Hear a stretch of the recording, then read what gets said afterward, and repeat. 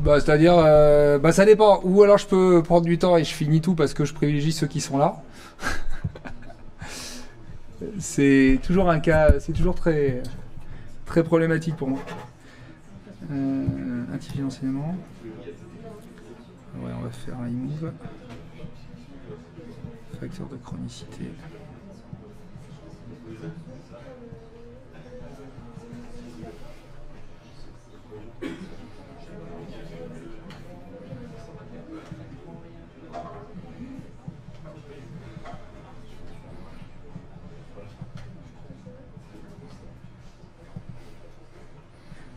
Évaluation et traitement. C'est bien ça. J'étais prévu jusqu'à 16h45. Oui, j'avais 2 heures, c'est ça? Ouais. Ouais. Ouais. Bah, je vais voir. Oui, je pense que je vais finir plus tôt. J'ai appelé l'école pour leur dire que je risquais. De toute façon, ils m'avaient dit qu'il fallait que je finisse un peu plus tôt le temps qu'on aille à l'école, de toute façon. Mais on va voir en fonction d'eux. Moi, je voudrais faire passer quelques idées, donc on va voir sur quoi.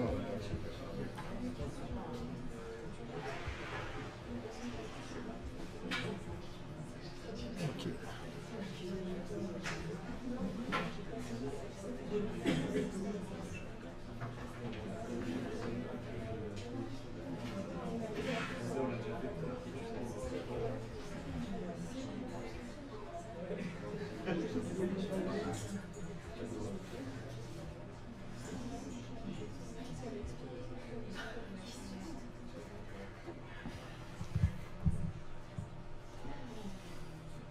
Ok.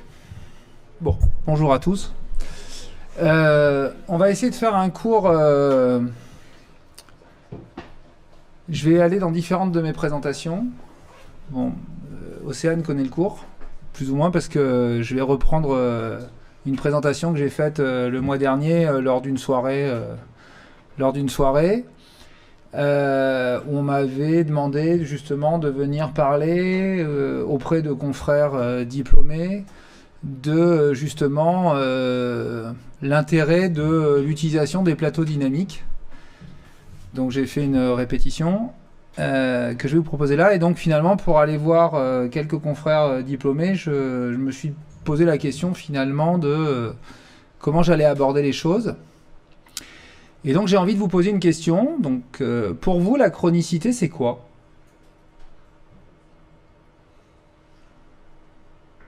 Là, c'est un échange. Il faut me dire, ou alors sinon je parle au mur derrière. Donc je vais. Voilà. Finalement, professeur du Perron, moi, plein de gens, on vous parle de chronicité, mais finalement, là, c'est quoi la chronicité pour vous? Ouais. D'accord. Donc en fait, finalement, il y a une notion de temps. Ça veut dire, bon, ok, c'est-à-dire qu'au moment où vous faites un bilan, vous dites, oh, finalement, il y a quelque chose qui est là depuis plus de 3 mois, donc c'est chronique. Quelque chose qui est répétitif depuis plus de 3 mois, donc c'est chronique.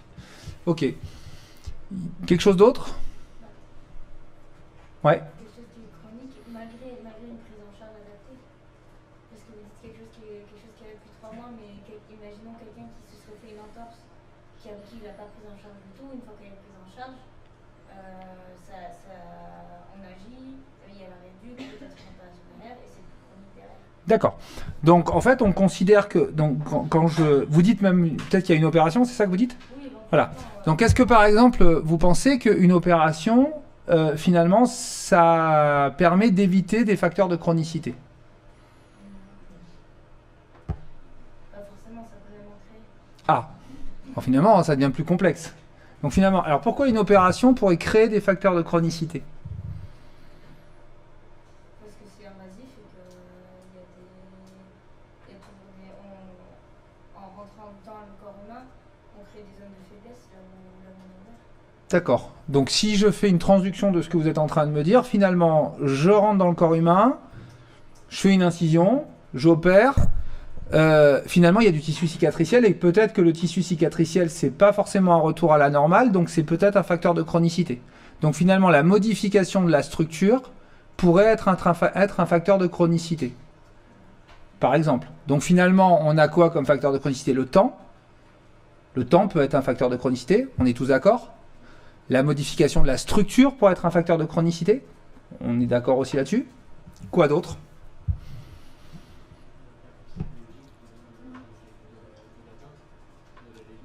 Ok. Donc en fait, ça c'est un petit peu des choses sur lesquelles a abordé le professeur Duperron l'année dernière, qu'il a dû vous parler un petit peu de douleur. C'est-à-dire que finalement, cette douleur a un impact sur notre rythme de vie. Et donc, ou alors cette douleur fait peur, tout simplement. Enfin, finalement, on considère qu'un impact sur le cerveau peut, en tout cas sur l'image qu'on pourrait s'en faire, peut être un facteur de chronicité. Donc on en est à 1, la structure, 2, le temps, 3, on va parler du cerveau, mais pour le moment c'est assez large. Ok, quoi d'autre? Alors, qu'est-ce que vous entendez par l'environnement socio-professionnel?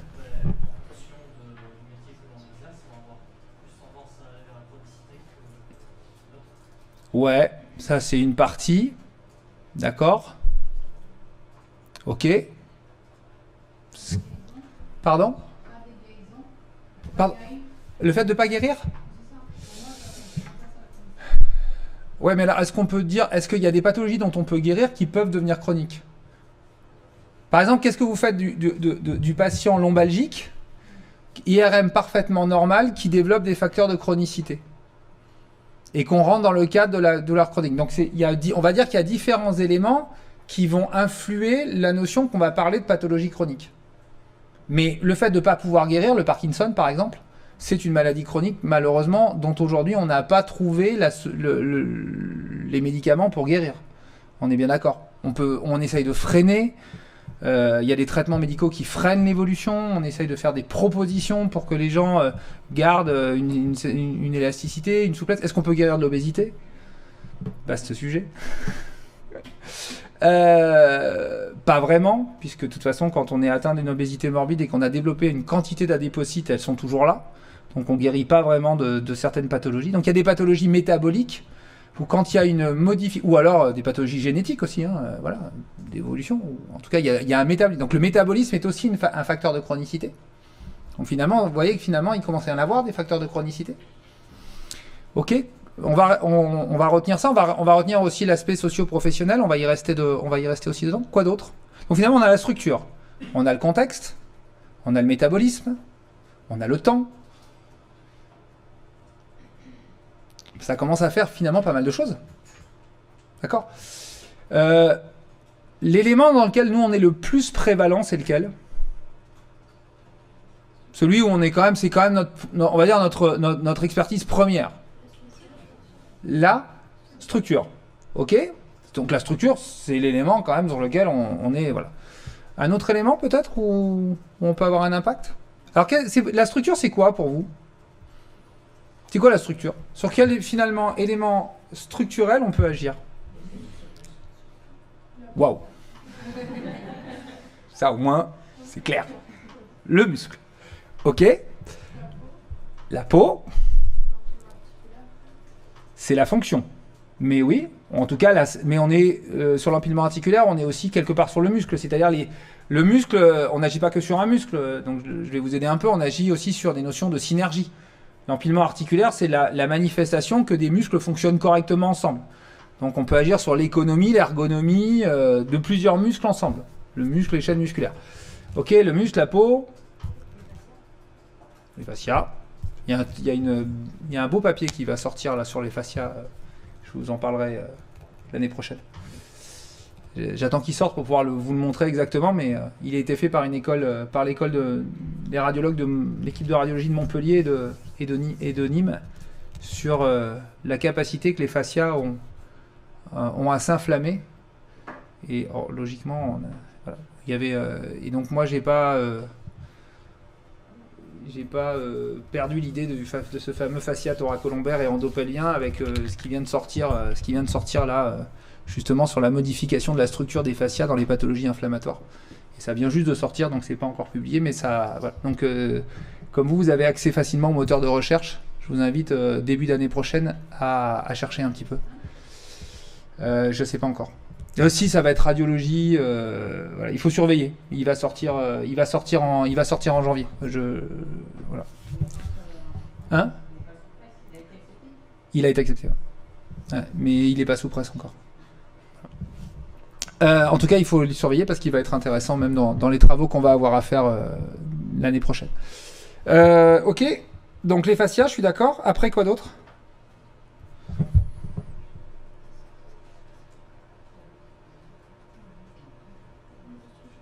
Ouais, bah vous êtes parti sur le niveau structurel, hein, donc. Hein? On a dit le muscle, la peau. Il en reste hein, quand même. Les fascias, les ligaments, les tendons. Ouais, mais c'est important. Parce que tout ça, ça se modifie dans le. Oui, mais tout ça, vous allez. Ah ouais, mais il n'y a pas les mêmes choses dans un muscle et un tendon. Notamment si on veut utiliser des plateaux dynamiques, on va pas faire les mêmes choses, par exemple. Muscle, tendon, ligament, et puis surtout, ça fait pas la même chose. Ça a pas forcément les mêmes récepteurs et ça. Parce qu'il faut finir sur un muscle, sur autre chose. Vous pensiez à quoi d'autre? Allez-y, il n'y a pas de mauvaise réponse en fait. Ouais. Là, vous allez de plus en plus bas, pourquoi pas, mais ok. Quoi? Ouais. Bon, les organes, c'est plus compliqué quand même. Revenons au sens de notre métier. C'est quoi notre métier? La définition propre de notre métier? Pardon? Le mouvement. Et donc, par le mouvement, on va agir sur quel muscle? Ouais, tiens, on n'y avait pas pensé. Cardio-respiratoire, parce que finalement, un facteur de chronicité, c'est le fait de moins bouger. Donc, on perd des qualités cardiovasculaires, on peut s'essouffler, voilà, et ça peut faire peur. Et si on a peur, on revient vers le... C'est quoi l'organe de la peur? C'est qui? Bah, le cerveau. Donc, le mouvement et l'impact sur le cerveau. D'accord? Pourquoi on dit que dans les pathologies chroniques, on veut absolument faire bouger les gens? Parce que peut-être qu'on peut leur redonner confiance. Donc, indirectement, on peut aussi avoir une relation sur le cerveau. D'accord? Comment vous pensez qu'on peut agir sur le cerveau? Bon, ça, c'est parce que j'ai fait une remarque à un K1 ce matin, en fait, qui était avachi dans la salle de rééducation. Et qu'il n'a pas très bien vécu. Par notre attitude. Par la communication que vous allez avoir avec votre patient. Et ça, c'est hyper important parce que vous allez donner de la confiance. Un malade chronique, c'est quelqu'un qui a en général perdu confiance en lui, qui a peur parce qu'il a mal, parce qu'il ne sait pas, parce que peut-être que sa maladie ne peut pas être guérie et que peut-être que vous allez aussi lui modifier sa posture, sa manière d'être. Et donc là, vous allez avoir une action sur le cerveau. Donc finalement, vous vous rendez compte qu'on peut avoir finalement pas mal d'impact. Alors, je vous propose qu'on réfléchisse autour de ce cas clinique que vous avez déjà vu plein de fois. Enfin, plein de fois, je sais pas, mais en tout cas, vous avez déjà vu. Donc, entre cette vidéo-là et cette vidéo-là, d'accord, il y a 6 séances. Que d'iMove. Ok? À votre avis, quels sont les facteurs de chronicité de ce jeune homme?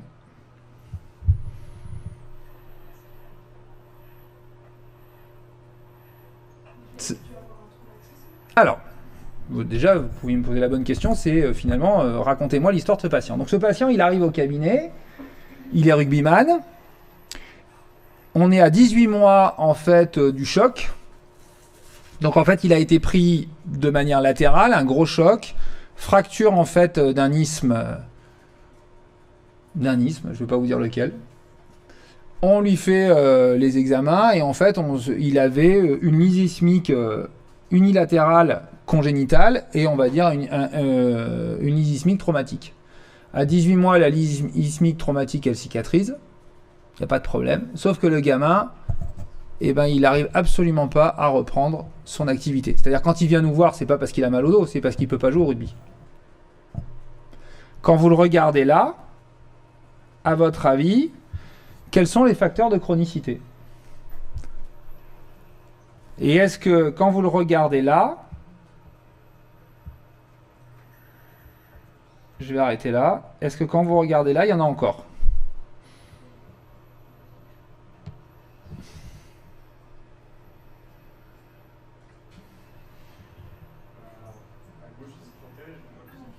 Alors, attendez, parce que gauche, vous, on va faire noir et rouge si ça vous dérange pas, parce que comme ça, moi, c'est plus simple. Noir, il se protège, on voit qu'il ne bouge pas du tout au niveau lombaire et du bassin, alors qu'en rouge, il est beaucoup plus relâché. D'accord. Donc, ce qui est intéressant, c'est que quand il est sur l'iMove en noir, d'accord, ou quand il arrive au cabinet, il n'a pas de douleur particulière, hein, voilà. Quand il est sur la machine en noir, on voit qu'effectivement, il a des réflexes de protection. Ça veut dire qu'il a mémorisé une attitude et qu'on comprend bien que si on le met sur un terrain de rugby, ben, là, quand il est en noir, fatalement, il peut que se faire... en tout cas, on peut comprendre qu'il est mal quand il essaye de jouer au rugby, on est d'accord? Donc finalement, il n'a pas un très bon empilement articulaire, il n'a pas finalement une très bonne harmonie, une très bonne ergonomie au niveau de son système musculaire, au niveau du tronc. Et qu'est-ce qui a changé entre le côté droit et le côté... à votre avis, entre la droite et la gauche? Enfin, entre le noir et le rouge. Sur quel élément on a travaillé ici? On lui a pas donné plus de muscles, visiblement. La notion d'anticipation. Donc il y a un élément sur lequel on n'a pas parlé, dans les facteurs de chronicité, c'est l'impact du système nerveux. Puisque là, vous êtes sur le neuromoteur. On n'est pas sur de la proprioception, on est sur de l'adaptation, les synergies. Parce que finalement, dans la structure, il est réparé, ce garçon. C'est consolidé, il est revenu à l'état normal. Si vous le mettez en gainage, en travail analytique, tout va bien. D'accord? Ce qui ne marche pas, c'est l'impact sur le système nerveux. D'accord? Donc il y a la notion de synergie et d'asynergie. Est-ce qu'il y a la notion de la confiance? Aussi. Donc quand on disait par exemple le système biopsychosocial, c'était quoi le problème de ce garçon qui en fait en plus était dans une période un peu compliquée au moment où il est en cabinet? C'est que en fait lui son monde c'est le rugby. Ça fait 18 mois qu'il joue plus. Donc ses copains continuent à jouer, lui il joue pas. Donc en fait il est isolé. Parce que tu vas pas sur le terrain pour faire du banc au bout d'un moment, voilà. Mais tu vas pas non plus puisque c'est ton univers, c'est ta passion. Bah, tu vas pas, voilà, difficile d'aller te réintégrer dans un... Donc la réintégration était compliquée. Donc il y avait tout un enjeu, entre guillemets, psychosocial. C'est pas que le travail, c'est la vie en général. C'est comment vous allez faire en sorte de contribuer à ce que votre patient retourne dans sa vie à lui. Et donc peut-être qu'au bilan, il faudra aussi essayer rapidement de savoir quelle est sa zone de vie à lui. Ou ce qu'on pourrait appeler sa zone d'optimisation fonctionnelle. Et à savoir si vous êtes on est en capacité de le ramener dans sa zone d'anticipation. Hier, j'ai vu un monsieur, il est gérant de salle de sport, il vient d'avoir un accident de moto, on vient de l'amputer de la jambe. Il y a 2 mois. Il me dit, je vais redonner des cours de sport. Ouais. On voit bien qu'il y a tout un travail qui va, voilà, on va lui mettre sa prothèse, il va falloir qu'il marche avec sa prothèse. Oui, sûrement qu'il retravaillera dans sa salle de sport, mais il va falloir qu'on change quelques paramètres quand même, parce que le type, voilà, il a le physique de Teddy Riner, ça va être compliqué de lever les barres à la même hauteur, même si et au même poids, même si, ou ça va demander un travail énorme. Est-ce qu'il voudra le faire? En tout cas, pour le moment, son rêve, son idéal, c'est ça, et je vais pas lui casser son idéal, loin de là. On va contribuer à tout un travail autour de ça. Le rééduquer, le réadapter. Voilà. Et on verra bien, step by step, comment on va aller. Mais à un moment donné, il va bien falloir qu'on arrive à réguler entre ses envies et sa réalité physique. Et peut-être qu'il va falloir déplacer les envies. D'accord? Donc, il y a aussi ça à évaluer. Ok? C'est quoi d'autre? Et quand vous regardez ici, est-ce qu'il lui en reste des facteurs de chronicité potentielle où il pourrait se faire mal? Et où est-ce qu'il pourrait se faire mal? Hein? Où est-ce qu'il pourrait se faire mal? Ouais, donc en fait, on est bien d'accord, c'est pas encore si bien que ça. D'accord? C'est mieux au niveau de son dos. Donc la problématique qu'on a eue avec ce garçon, ça a été quoi à votre avis? C'est comme ça faisait 18 mois qu'il jouait plus. Quand il s'est retrouvé dans cette situation-là et qu'il est retourné jouer au rugby et qu'il n'a pas eu mal au dos, il a fallu qu'on lui explique qu'il n'était pas prêt à y retourner. Sauf que lui, ça faisait 18 mois qu'il avait envie d'y aller. Et on lui a dit, mais tu risques de te blesser au niveau du genou. Et évidemment, il s'est blessé au niveau du genou. Mais il était tellement impatient. Alors, petite blessure, ça a été une petite alerte, comme on essayait on a contenu, parce que les gens, ils font pas forcément ce que vous leur avez dit, hein, même si vous leur dites de pas y aller, ils essayent quand même un peu. Hein, c'est normal. Et c'est bien que les gens essayent aussi. Mais il a eu une petite alerte au niveau du genou. Pourquoi ? Parce qu'on n'avait pas tout fini quand même sur sa réathlétisation, surtout qu'il jouait en 18-20, donc 18-20, il commence à y avoir quelques impacts quand même.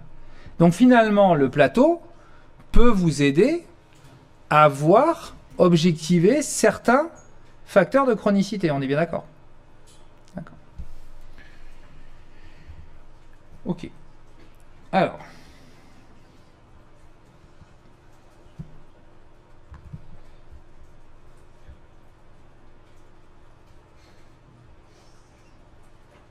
Bon, c'est ce cours-là qu'Océane, elle connaît. Vous pouvez le faire à ma place si vous voulez.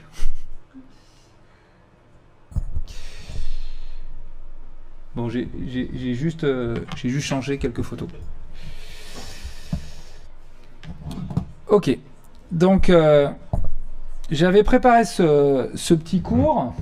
Bon, il y a un article que j'ai écrit en 2014 sur les plateaux qui parle autant de l'iMove que du Uber. Donc, mais c'était le Uber Motion Lab à l'époque, c'était pas le Uber 360. Mais en tout cas, j'avais fait un parallèle entre les deux plateaux et les effets physiologiques qu'ils pouvaient apporter. Bon, aujourd'hui, je l'écrirai un peu différemment. On a un autre appareil au cabinet qui ressemble un peu à celui qu'on a à l'école, sauf qu'on y a ajouté en fait une toise au-dessus qui est reliée à un capteur, parce qu'en ce moment, on s'intéresse aussi au travail postural global et avec la notion d'autograndissement. C'est pour ça qu'il y a celui-là. Donc, finalement, ce qu'on va essayer de chercher, c'est de trouver le maillon faible d'un individu. On parle bien de ces gens qui ont mal depuis plus de 3 mois. Hein. On n'est pas dans l'aigu, on est bien dans ces gens qui ont une douleur supérieure à plus de 3 mois. Et on va essayer de comprendre d'abord où sont les éventuels facteurs de chronicité pour essayer de les évaluer. Puis on va essayer de comprendre finalement en quoi l'iMove ou en quoi d'autres choses peuvent nous aider à les évaluer et à les corriger. Donc, un des premiers facteurs de chronicité, on a dit, c'est la douleur. Quand on a mal, et qu'on a mal depuis plusieurs semaines, finalement, on a différentes zones qui sont impactées. La première question qu'il va falloir que vous posiez à vos patients, c'est est-ce que finalement, ils dorment bien ? Parce que avoir mal depuis longtemps, finalement, ça a un impact sur le sommeil. Alors, j'essaye d'aller un peu moins vite parce que j'ai fait un cours au K4 sur l'obésité et à ce qui paraît, j'ai été super vite. C'est-à-dire qu'en 2 heures, je leur ai fait un cours de 3 heures, donc, voire 3 heures et demie. Donc j'ai eu un retour, ils m'ont fait un retour en me disant que c'était pas mal, mais que c'était allé un peu vite. Donc là, j'essaye de faire moins vite. Donc si je vais trop lentement, vous me dites, hein, je peux aller plus vite, mais donc j'essaye d'être un peu plus didactique. Donc, la douleur, le premier impact de la douleur quand elle est continue, c'est qu'elle a un impact sur le sommeil. En général, on ne dort pas bien. Quand on ne dort pas bien, il se passe quoi ? C'est quoi les effets physiologiques du manque de sommeil ? Pardon ? Ouais. Quoi d'autre ? Oui, l'irritabilité. Ensuite ?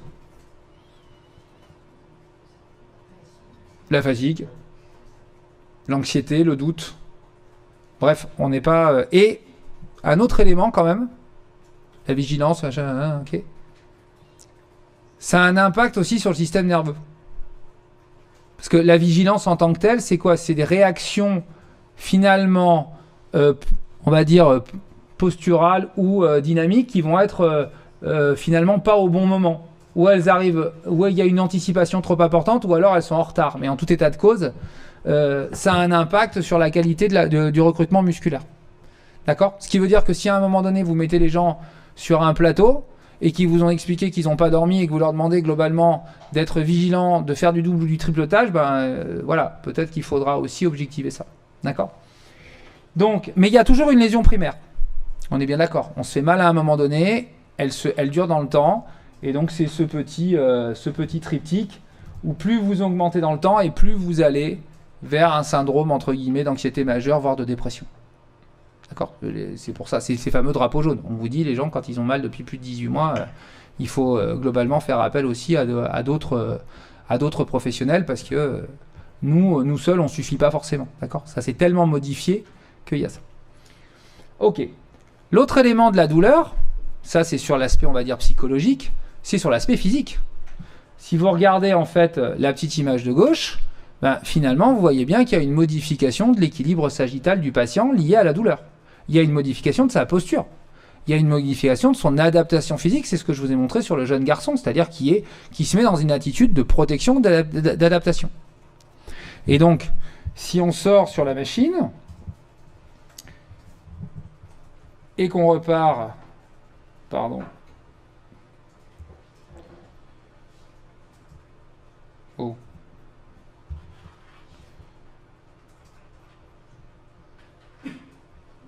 Je vais vous le montrer sur un autre garçon.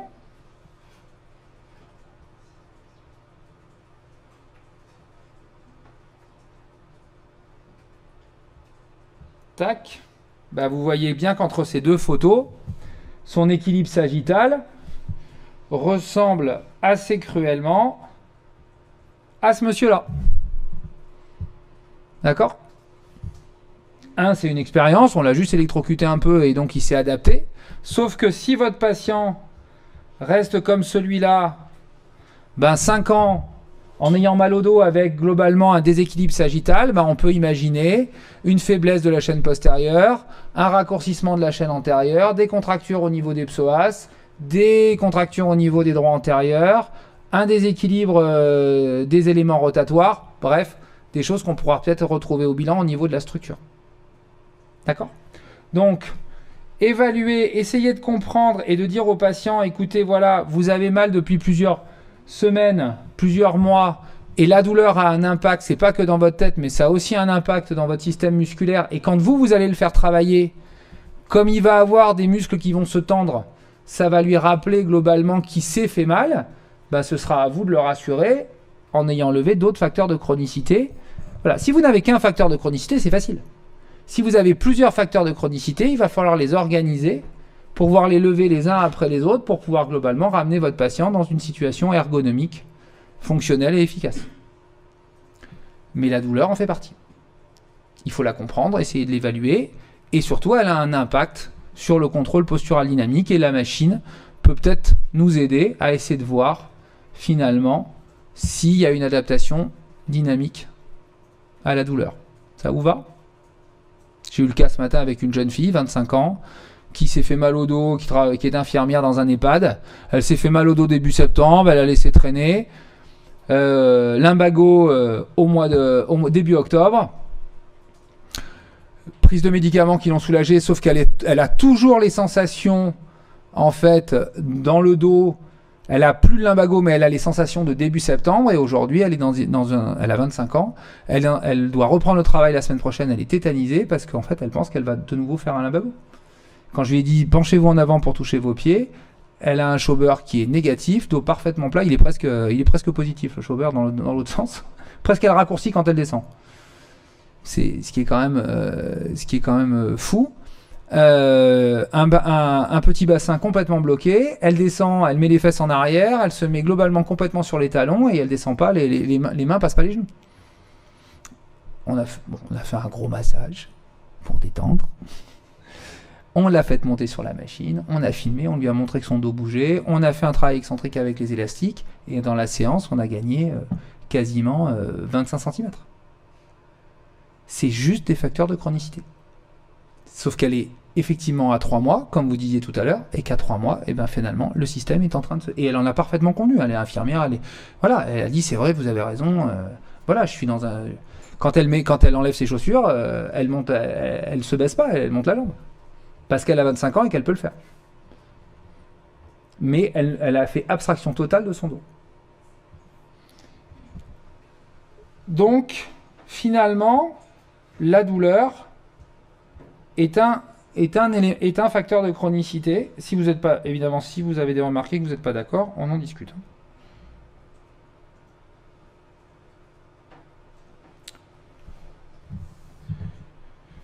Ok.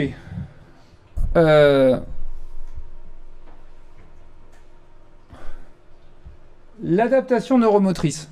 Je passe ou on le réexplique ce slide? Parce que je vous l'ai déjà expliqué plusieurs fois, mais je peux le réexpliquer. Hein.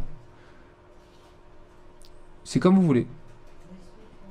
On réexplique? On réexplique. Ok. Donc, l'adaptation neuromotrice, c'est effectivement...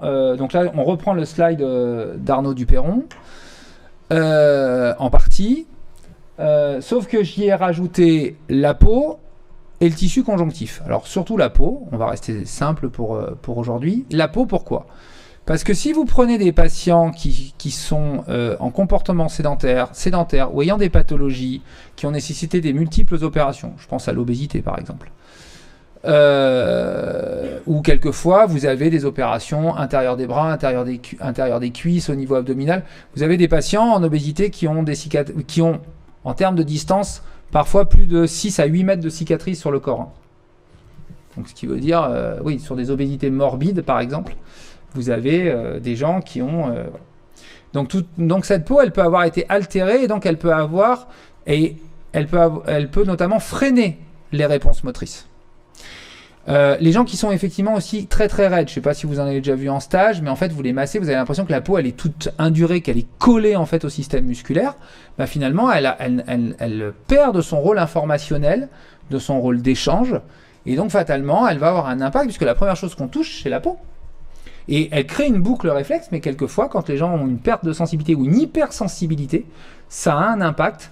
Et quand vous mettez les gens en mouvement, cette peau, cette sensation de tiraillement, cette sensation parfois, ça vous est peut-être déjà arrivé quand on fait du sport, d'avoir un peu la sensation de la peau qui brûle, de picotement, tout ça, ça a un retentissement sur globalement l'aspect neuromoteur des patients. Donc la peau, il faut que vous la regardiez, que vous l'évaluiez. Il faut aussi... Quand on a un travail comme le nôtre et qu'on met quand même les gens en appui ou en contact, s'assurer aussi qu'il n'y a pas de problème au niveau de la peau des pieds. Ou par exemple au niveau de la voûte plantaire, il n'y a pas trop de cornes. Ou parce que finalement, vous allez avoir un moins bon retour neuromoteur et proprioceptif. Donc la peau, c'est important. Bon, évidemment, la zone qui nous intéresse, qui moi m'intéresse effectivement le plus, c'est cette zone où tout converge, c'est effectivement la zone lombopelvie fémorale, où effectivement, encadré par le diaphragme au-dessus, le plancher pelvien en bas, les abdominaux en avant et les multifides en arrière, tout ça réuni par un fascia, le fascia thoracolombaire qui descend dans le petit bassin, qui devient le fascia endopelvien et qui remonte en fait en face et qui est le fascia de l'abdominal transverse, puisque tout ça finalement est une boucle qui est quasiment une boucle fermée. Percée par quelques orifices, mais tout ça est une boucle fermée et on cherche une normotonie de cette zone-là. Et effectivement, quand il y a une désadaptation, on va dire, neuromusculaire, cette zone-là, en fait, n'est plus synergique. Et donc, il y a un élément qui est facilement visible, c'est le transverse de l'abdomen. Et donc, sur l'iMove, ce qui est quand même assez significatif, on va repartir sur nos petits patients.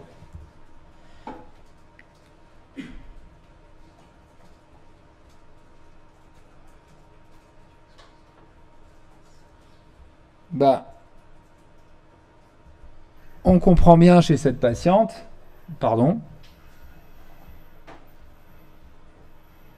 ça tourne pas. Bon, on va le mettre lui alors.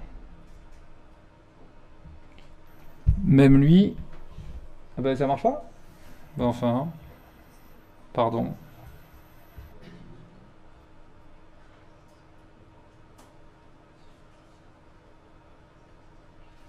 Voilà.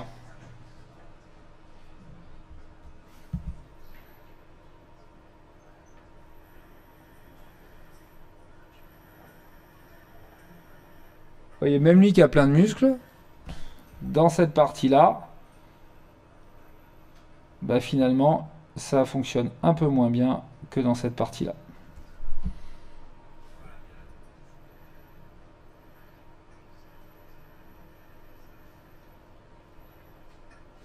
Ok.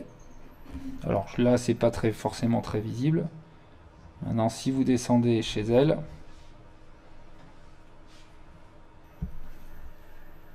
d'accord, vous le voyez le transverse? Dans cette partie-là, il se met jamais en jeu. Donc elle perd, elle tombe, elle a ce déséquilibre sagittal. Sauf que là, bah finalement, elle est quand même beaucoup plus droite. D'accord ?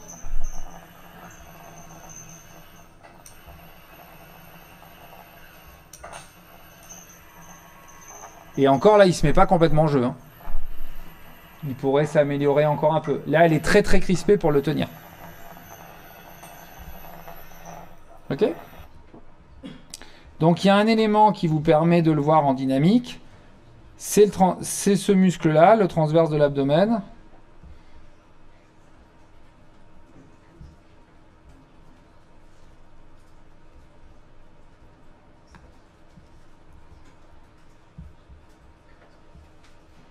D'accord ? C'est l'anticipation, c'est la visualisation du transverse de l'abdomen. Ce que vous savez en fait dans les facteurs de chronicité, c'est que si vous avez un transverse de l'abdomen qui n'agit pas tout de suite, vous allez avoir une augmentation en fait du temps d'activation des abdominaux, du transverse mais des abdominaux, et vous allez avoir une asynergie entre le transverse de l'abdomen et les érecteurs du rachis. Il y a un autre, il y avait un autre papier aussi qu'on verra après, c'est ce délai d'activation entre la mobilisation en fait des membres inférieurs et des membres supérieurs et la mise en jeu du transverse de l'abdomen.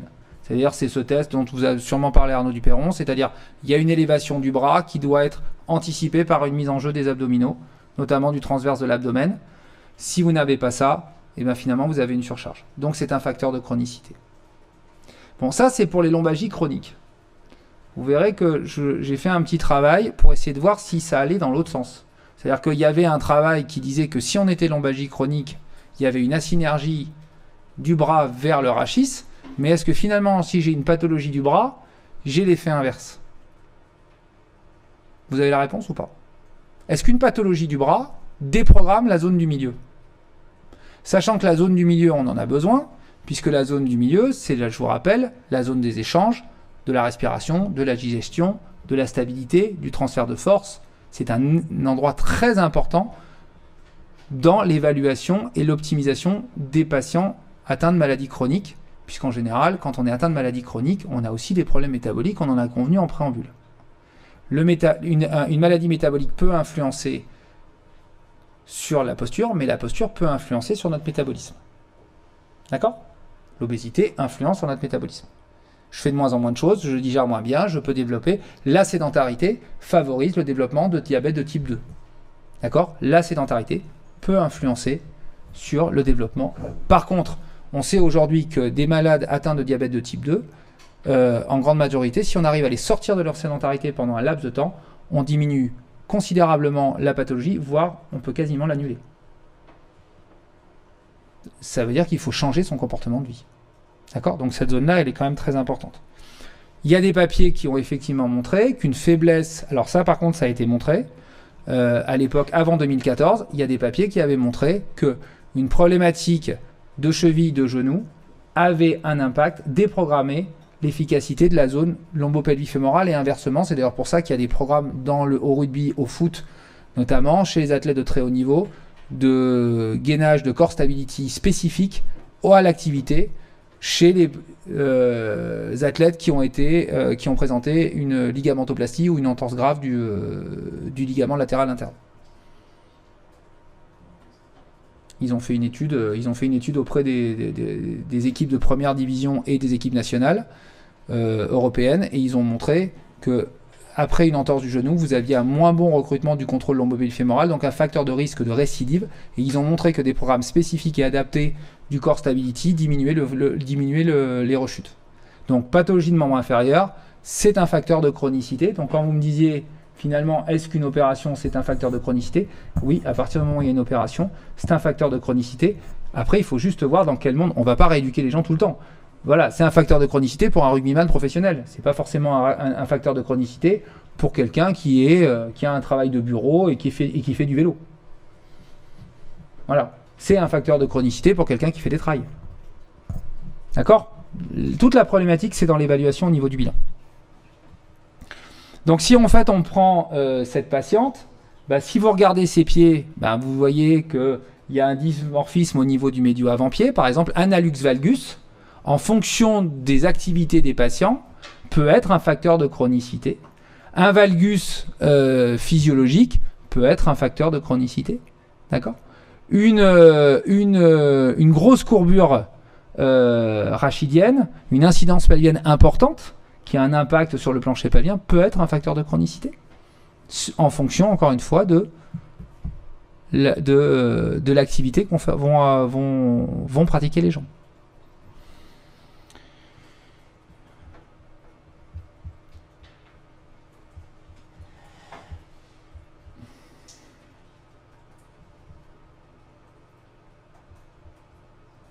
Donc si on fait tourner la petite vidéo, essayez de finalement identifier tous les facteurs de chronicité de cette patiente.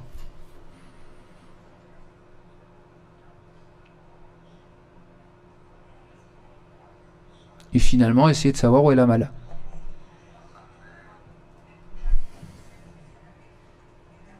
Ça tombe bien, il y a des traits rouges.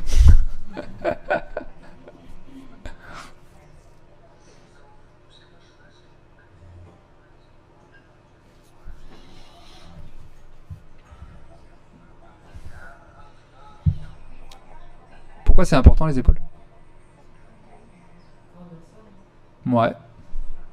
Entre autres.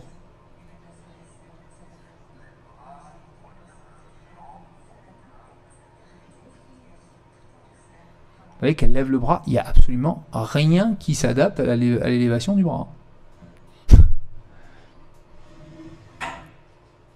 Ça lui donne pas envie de se grandir, ça lui donne pas envie de... Il se passe rien. Elle reste sur les talons, elle est posée sur son système lombaire et il se passe absolument rien. D'accord ? Ok.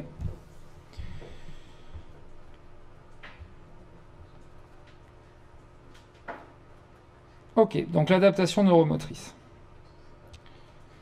Les appuis. Puisqu'on a regardé les pieds de cette dame, les appuis. Donc il y a un certain nombre d'études en fait qui ont montré le rôle des appuis plantaires dans le contrôle postural. Bon, ça, il n'y a rien de nouveau dans ce que je suis en train de vous dire. Hein. Les podologues le savent depuis longtemps. C'est pour ça qu'il y a des semelles, on va dire, proprioceptives et des semelles qui sont des semelles dites orthopédiques. Vous connaissez la différence entre les deux ou pas? Les semelles proprioceptives, c'est des semelles en général qui sont fines, dans lesquelles il y a des petits reliefs dans les semelles en fonction des zones qu'on veut stimuler sous la voûte plantaire en fonction d'une adaptation posturale. Les semelles orthopédiques, c'est des semelles en fait qui maintiennent soit l'arrière-pied, soit le médio-avant-pied, parce que finalement, il n'y a pas possibilité, soit qu'ils soutiennent complètement un renfort sous la voûte plantaire pour retrouver en fait une forme d'anatomie du pied, coup de pied et voûte plantaire. Donc il y en a une où en fait on essaye de stimuler l'ensemble des muscles pour que ça fonctionne tout seul. Il y en a une autre où on soutient en fait carrément la structure pour dire ok, on positionne le pied d'une certaine manière pour que globalement la fonction se fasse. D'accord ? C'est deux philosophies qui sont complètement différentes et qui peuvent être complètement décidées entre nous et les podologues. Hein ? Et fatalement, vous ne ferez pas la même rééducation. Et par exemple, vous pourriez avoir une semelle dite orthopédique au début, sachant qu'elle pourrait vous aider à faire un certain type de renforcement musculaire pour devenir proprioceptive, ou inversement. Bon, en général, on est plutôt dans l'orthopédique vers du proprioceptif. Mais ça pourrait être inverse. D'accord ? Donc, il y a une synergie entre le contrôle rotatoire de la hanche et le contrôle de la soutalienne. Ça, c'est un travail qui est sorti en 2015 dans la prévention des pathologies tibiales chez le coureur. Ce qu'il faut effectivement se prendre en compte, c'est qu'à chaque fois que des études sont faites, mais comme vous faites un peu de recherche, en général, les études, vous sautez d'étude en étude pour essayer de prouver votre hypothèse. Qu'est-ce que j'ai fait ? Moi, j'ai fait la même chose. J'ai lu un certain nombre de papiers pour essayer globalement de retrouver en fait des synergies. C'est-à-dire qu'aujourd'hui, le papier, c'était le contrôle rotatoire de la hanche dans le contrôle de la soutalienne, sauf que comme le contrôle de rotatoire de la hanche est assuré essentiellement par les pelvis trochanteriens et que notamment l'obturateur interne s'insère sur le plancher pelvien, c'était aussi facile de proposer l'année dernière un travail à une étudiante qui est diplômée aujourd'hui, qui avait fait un travail sur contrôle rotatoire de la soutalienne et plancher pelvien. Donc on a fait la suite de ce travail-là et on a montré l'importance du plancher pelvien, du muscle plancher pelvien, parce que très souvent quand on parle du plancher pelvien, on parle du plancher pelvien dans son rôle de douleur, voire éventuellement dans son rôle de la continence, mais on en parle rarement dans la boucle du mouvement. Donc fatalement, aujourd'hui, quand vous posez une question à une patiente qui vous dit qu'elle a une faiblesse du plancher pelvien, pensez quand même à le faire vérifier, pensez éventuellement à l'adresser vers une consoeur ou un confrère qui fait de la rééducation pelvienne, parce que c'est aussi un maillon faible. Et vous allez en avoir besoin dans la normotonie de votre zone lombopelvifémorale. Est-ce que ça se voit sur l'iMove? Vous pouvez vous dire qu'à partir du moment où vous avez des genoux qui partent complètement à l'intérieur et que vous avez un mauvais contrôle rotatoire de l'ensemble du membre inférieur, posez-vous quand même la question de la tonicité du plancher pelvien chez la femme, surtout si on est post-accouchement. Mais pas que. Posez-vous aussi la question de l'incidence pelvienne. D'accord? Puisque je vous avais dû vous dire l'année dernière que plus on avait une incidence pelvienne importante, plus on avait des risques de faiblesse musculo-squelettique du plancher pelvien. Donc, appui et plancher pelvien. Et donc, ça se retrouve là, bon, comme apparemment il n'y a personne de l'autre côté, ça se retrouve là avec ce fascia, en fait, ce fameux fascia thoracolombaire. Bon, là, on est sur une coupe de L3, qui, en fait, à partir de L5, plonge, en fait, dans le petit bassin et le fascia endopelvien. C'est qu'à partir du moment où vous avez une synergie entre le médio-avant-pied et les érecteurs du rachis, qu'est-ce qui se passe? Votre patient qui est en appui sur le médio-avant-pied va stimuler ses érecteurs du rachis, qui vont se mettre en jeu, qui vont tendre en fait le fascia thoracolombaire, qui va donner une information partie antérieure au transverse de l'abdomen et aux abdominaux et qui vont justement créer la boucle. Donc pied, muscle postérieur, incidence sur la partie musculaire antérieure. Évidemment, si j'ai le temps de vous le faire, toutes les pathologies rachidiennes, si vous avez une perte de hauteur, on revient sur les cours d'Arnaud Duperron, arthrose sur les articulaires postérieurs, perte de mobilité, perte de hauteur, tout ça sont des facteurs de chronicité qui vont avoir une influence sur les muscles étage par étage. Vous me suivez? Et là, on est sur les multifides monosegmentaires ou les multifides trisegmentaires. Puisque je vous rappelle, les multifides, ils s'insèrent sur une transverse, ils descendent sur 3 étages. Si vous avez un étage qui est abîmé, c'est assez facile de dire à un patient que vous allez l'améliorer. Vous prenez peu de risques.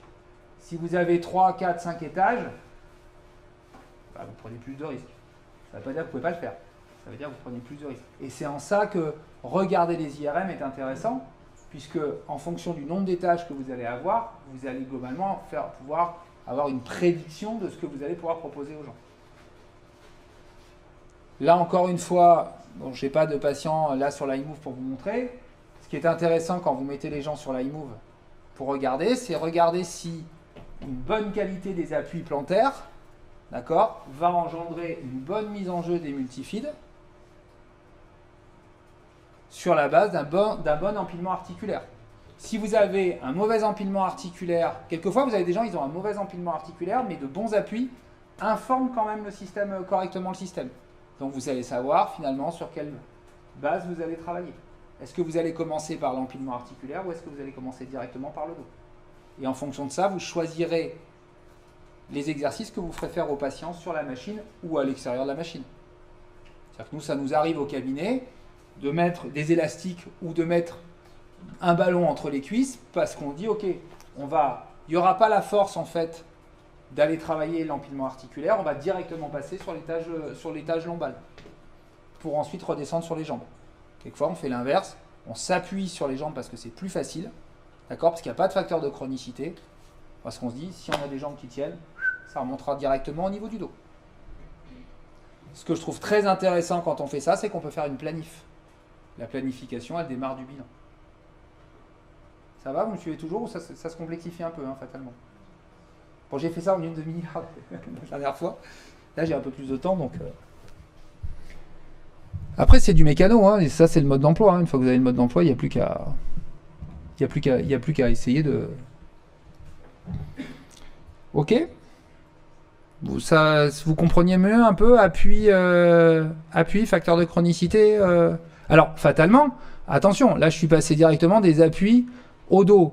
Mais fatalement... N'oubliez pas, appui genou.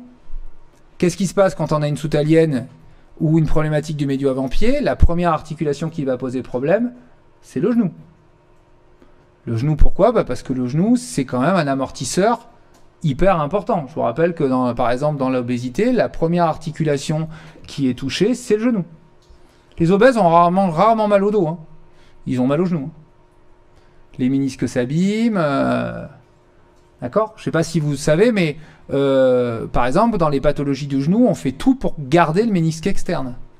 Si vous enlevez le ménisque externe, c'est une arthrose évoluée à 5 ans et globalement une prothèse totale de genou à moins de 10 ans. Le ménisque externe, tout le monde essaye de le garder. On n'enlève pas le ménisque externe. On le coupe un peu, machin, mais on essaye absolument de garder le ménisque externe. Quant au ménisque interne, c'est pareil. Plus on peut le garder, mieux c'est. Et il y a un muscle qui est très très important et qu'il faut regarder aussi. Bon, on verra après, mais je vous laisse commencer à imaginer à le trouver. Les appuis. La ceinture scapulaire. Donc, fatalement, en 2014, puisque ce topo, c'est un peu aussi le déroulé de toutes mes recherches depuis 5 ans, enfin, de tout ce que je fais depuis quelques années. Ça, c'est un slide que j'avais préparé pour un congrès que j'ai fait à Paris cette année, sur la ceinture scapulaire et le contrôle lombopelvie fémorale. Bon, bah, là, il y a une étudiante de l'année dernière qui était en 4e année qui nous avait aussi aidé à faire ce travail. Et en fait, on a montré qu'il y avait une coactivation des muscles abdominaux et pelviens. Bon, ça, jusque-là, c'est quelque chose qu'on savait. Sachant qu'il y a des études qui ont montré que le plancher pelvien s'activait avant les abdominaux. C'est-à-dire que quand ça fonctionne bien, ça s'active avant les abdominaux. Mais il y a surtout une étude qui a montré que la position de la ceinture scapulaire, et notamment des omoplates, influençait l'activation musculaire des abdominaux. C'est-à-dire que plus vous avez des omoplates qui restent dans le plan frontal, et mieux va être la réponse motrice. C'est pour ça qu'au basket, on cherche une dissociation, ou au handball, on cherche une dissociation de la scapulo-humérale. Plus vous allez garder votre omoplate collée au grill, et plus vous allez avoir de mobilité de votre gléno-huméral, et mieux vous allez avoir de puissance. C'est pour ça qu'on vous dit il faut garder, que ça parte le plus tard. Voilà. Il faut qu'elle reste le maximum. Bah pourquoi ? Parce que vous allez avoir un core stability, c'est les fameux au handball, c'est à l'aile. Hein. Je saute, je gaine, je reste stable, je retarde, et je lance. Et je peux dissocier. Si l'omoplate lâche, bah en fait vous n'avez plus de dissociation de l'omoplate par rapport à la scapula. Et vous n'avez pas de puissance parce qu'il n'y a pas de core stability. Donc il n'y a pas de stabilité, donc il n'y a pas de transfert de force. Puisque quand vous êtes en l'air, vous n'avez plus de l'énergie que vous avez emmagasinée au sol, elle est dans la zone du milieu. Et si vous voulez la remettre dans votre ballon pour aller le lancer fort, bah, fatalement, il faut qu'il y ait une omoplate qui tienne. Donc c'est hyper intéressant de voir l'impact. Et donc ça prouve que s'il y a une problématique d'épaule, bah, l'épaule, c'est aussi un facteur de chronicité dans la qualité de votre système lombopelvie fémoral. Donc, ça ne veut pas dire qu'il faut paniquer et tout traiter, hein. Ça veut dire qu'il faut regarder. Ça aura un impact sur les synergies musculaires et donc sur les asynergies musculaires.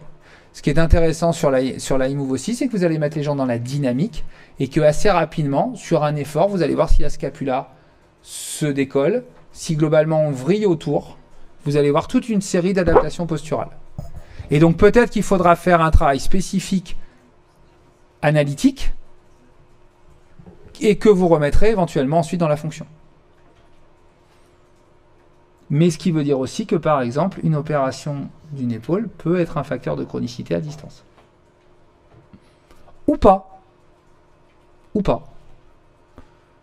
Mais en tout cas, dans la lombalgie chronique, puisque si on reprend le cours quand même, puisque moi, mes fondamentaux, ça reste quand même les rachialgies chroniques, vous voyez que finalement, il y a quand même beaucoup de choses qui viennent affaiblir ce fameux contrôle lombopelvie fémoral et que c'est pas si simple que ce qu'on essayait de vous dire en deuxième année, c'est-à-dire, voilà, vous faites des abdominaux, vous faites du gainage, des dorsaux, des abdos et globalement tout va bien.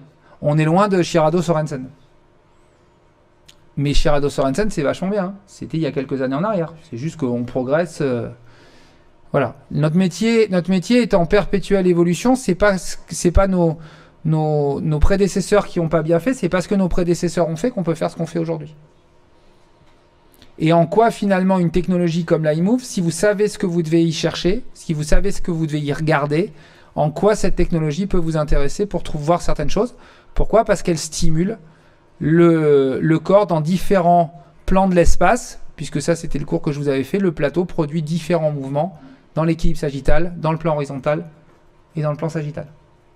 Et donc fatalement, comme on est fait de réactions réflexes et de boucles réflexes, le muscle c'est quoi? C'est juste le miroir de nos boucles réflexes, hein, de nos patterns moteurs. Hein. Si cette boucle réflexe n'est pas abîmée, parce qu'il peut y avoir aussi un accident qui coupe la boucle réflexe, ou qui altère, il y a des pathologies neurodégénératives qui altèrent le nerf aussi parfois. On n'en a pas parlé, mais il y a des pathologies qui altèrent le nerf dans les maladies chroniques. Et donc par exemple, l'IMOVE, là dans ces cas-là, peut être une contre-indication, puisque si on considère que l'IMOVE fait essentiellement du neuromoteur, bah, quelquefois l'IMOVE fatigue trop les gens, et donc quelquefois il ne faut pas les mettre dessus. Juste, Oui. sur l'IMOVE, du coup, vous l'utilisez comme bilan pour voir les douleurs, les adaptations neuromotrices, etc., les séances régulières. Ouais. C'est un bilan. Alors moi j'utilise beaucoup l'IMOVE en bilan, et ensuite je l'utilise en traitement, hein, bien sûr. Le traitement, du coup, ils s'habituent à l'IMOVE, au plateau instable, et ils le transposent à leur Alors quotidien. il ne s'habitue pas beaucoup, parce que on fait en sorte qu'ils ne s'habituent pas. On fait varier beaucoup les exercices pour qu'il n'y ait pas de notion d'habitude. Ils font jamais globalement les mêmes exercices dessus. D'accord? Mais nous, au cabinet, en tout cas, on fait rarement travailler les gens en autonomie dessus. Ça ne veut pas dire qu'on ne peut pas le faire. Hein. Ça veut dire nous, on ne le fait pas beaucoup. D'accord? Mais parce qu'on a aussi des gens qui ont, en général, plusieurs facteurs de chronicité. Si vous avez qu'un facteur de chronicité, ce que je faisais avant dans mon premier cabinet, enfin avant d'avoir celui que j'ai aujourd'hui, où aujourd'hui on a des patients, on récupère un certain nombre de patients qui en général, c'est aussi ce que j'essaie d'expliquer aux patients qui arrivent. C'est pas qu'ils n'ont pas été bien pris en charge en fait. C'est que peut-être que les gens n'ont pas pris le temps de regarder, en fait, ou n'ont pas pu prendre en charge l'ensemble des facteurs de chronicité, parce qu'ils étaient en monopraticien, parce qu'ils n'avaient pas forcément la structure, peut-être parce qu'ils n'y avaient pas pensé. Mais en tout cas, ce qui a été fait en général a été très bien fait, et souvent ce que je dis, c'est pas... voilà. Nous, on fait une autre proposition, avec quelque chose de complètement différent, qui vient se greffer sur globalement ce qui a déjà été fait. Et en général, les patients qu'on a ont plusieurs facteurs de chronicité. Soit ils ont plusieurs zones lésionnelles, soit c'est là depuis très longtemps et donc l'impact biopsychosocial est important. Voilà, il y a aussi les médecins de la douleur qui rentrent, enfin pour ceux qui sont, les quelques-uns qui sont venus en stage, ils savent. Voilà, il y a effectivement cette pluridisciplinarité qui fait que, voilà. Mais comme aujourd'hui, on peut pas prendre un athlète de haut niveau tout seul. Hein. Il y a des niveaux de maladies chroniques aujourd'hui où je pense que tout seul dans un cabinet c'est compliqué. Par contre, seul dans un cabinet avec d'autres cabinets à plusieurs, c'est aussi possible. Mais je pense que tout seul, c'est compliqué, effectivement. Par contre, je pense qu'effectivement, ce type de technologie peut vous aider à essayer d'évaluer l'ensemble des facteurs de chronicité pour savoir globalement comment vous allez réorienter votre patient dans votre parcours personnel ou dans un parcours pluridisciplinaire dans lequel vous serez chef de projet. C'est aussi un sujet que moi, je défends. Hein. C'est-à-dire que c'est pas parce que... on peut pas tout faire dans son cabinet qu'à un moment donné, quand on oriente chez telle et telle personne, là en venant, j'ai orienté une patiente atteinte du cancer du sein vers une consoeur qui est spécialisée en cicatrices et vers une autre consoeur qui est spécialisée en lymphologie. Les deux, voilà, donc cette patiente-là, elle va être vue par deux consoeurs qui sont à l'extérieur du cabinet. Nous, on va s'occuper de l'activité physique. Il y a bien un des trois kinés qui va prendre en charge, qui va être le référent pour cette patiente. La première chose, c'est qui la patiente souhaite avoir comme référence. Ça, c'est la première chose. Voilà.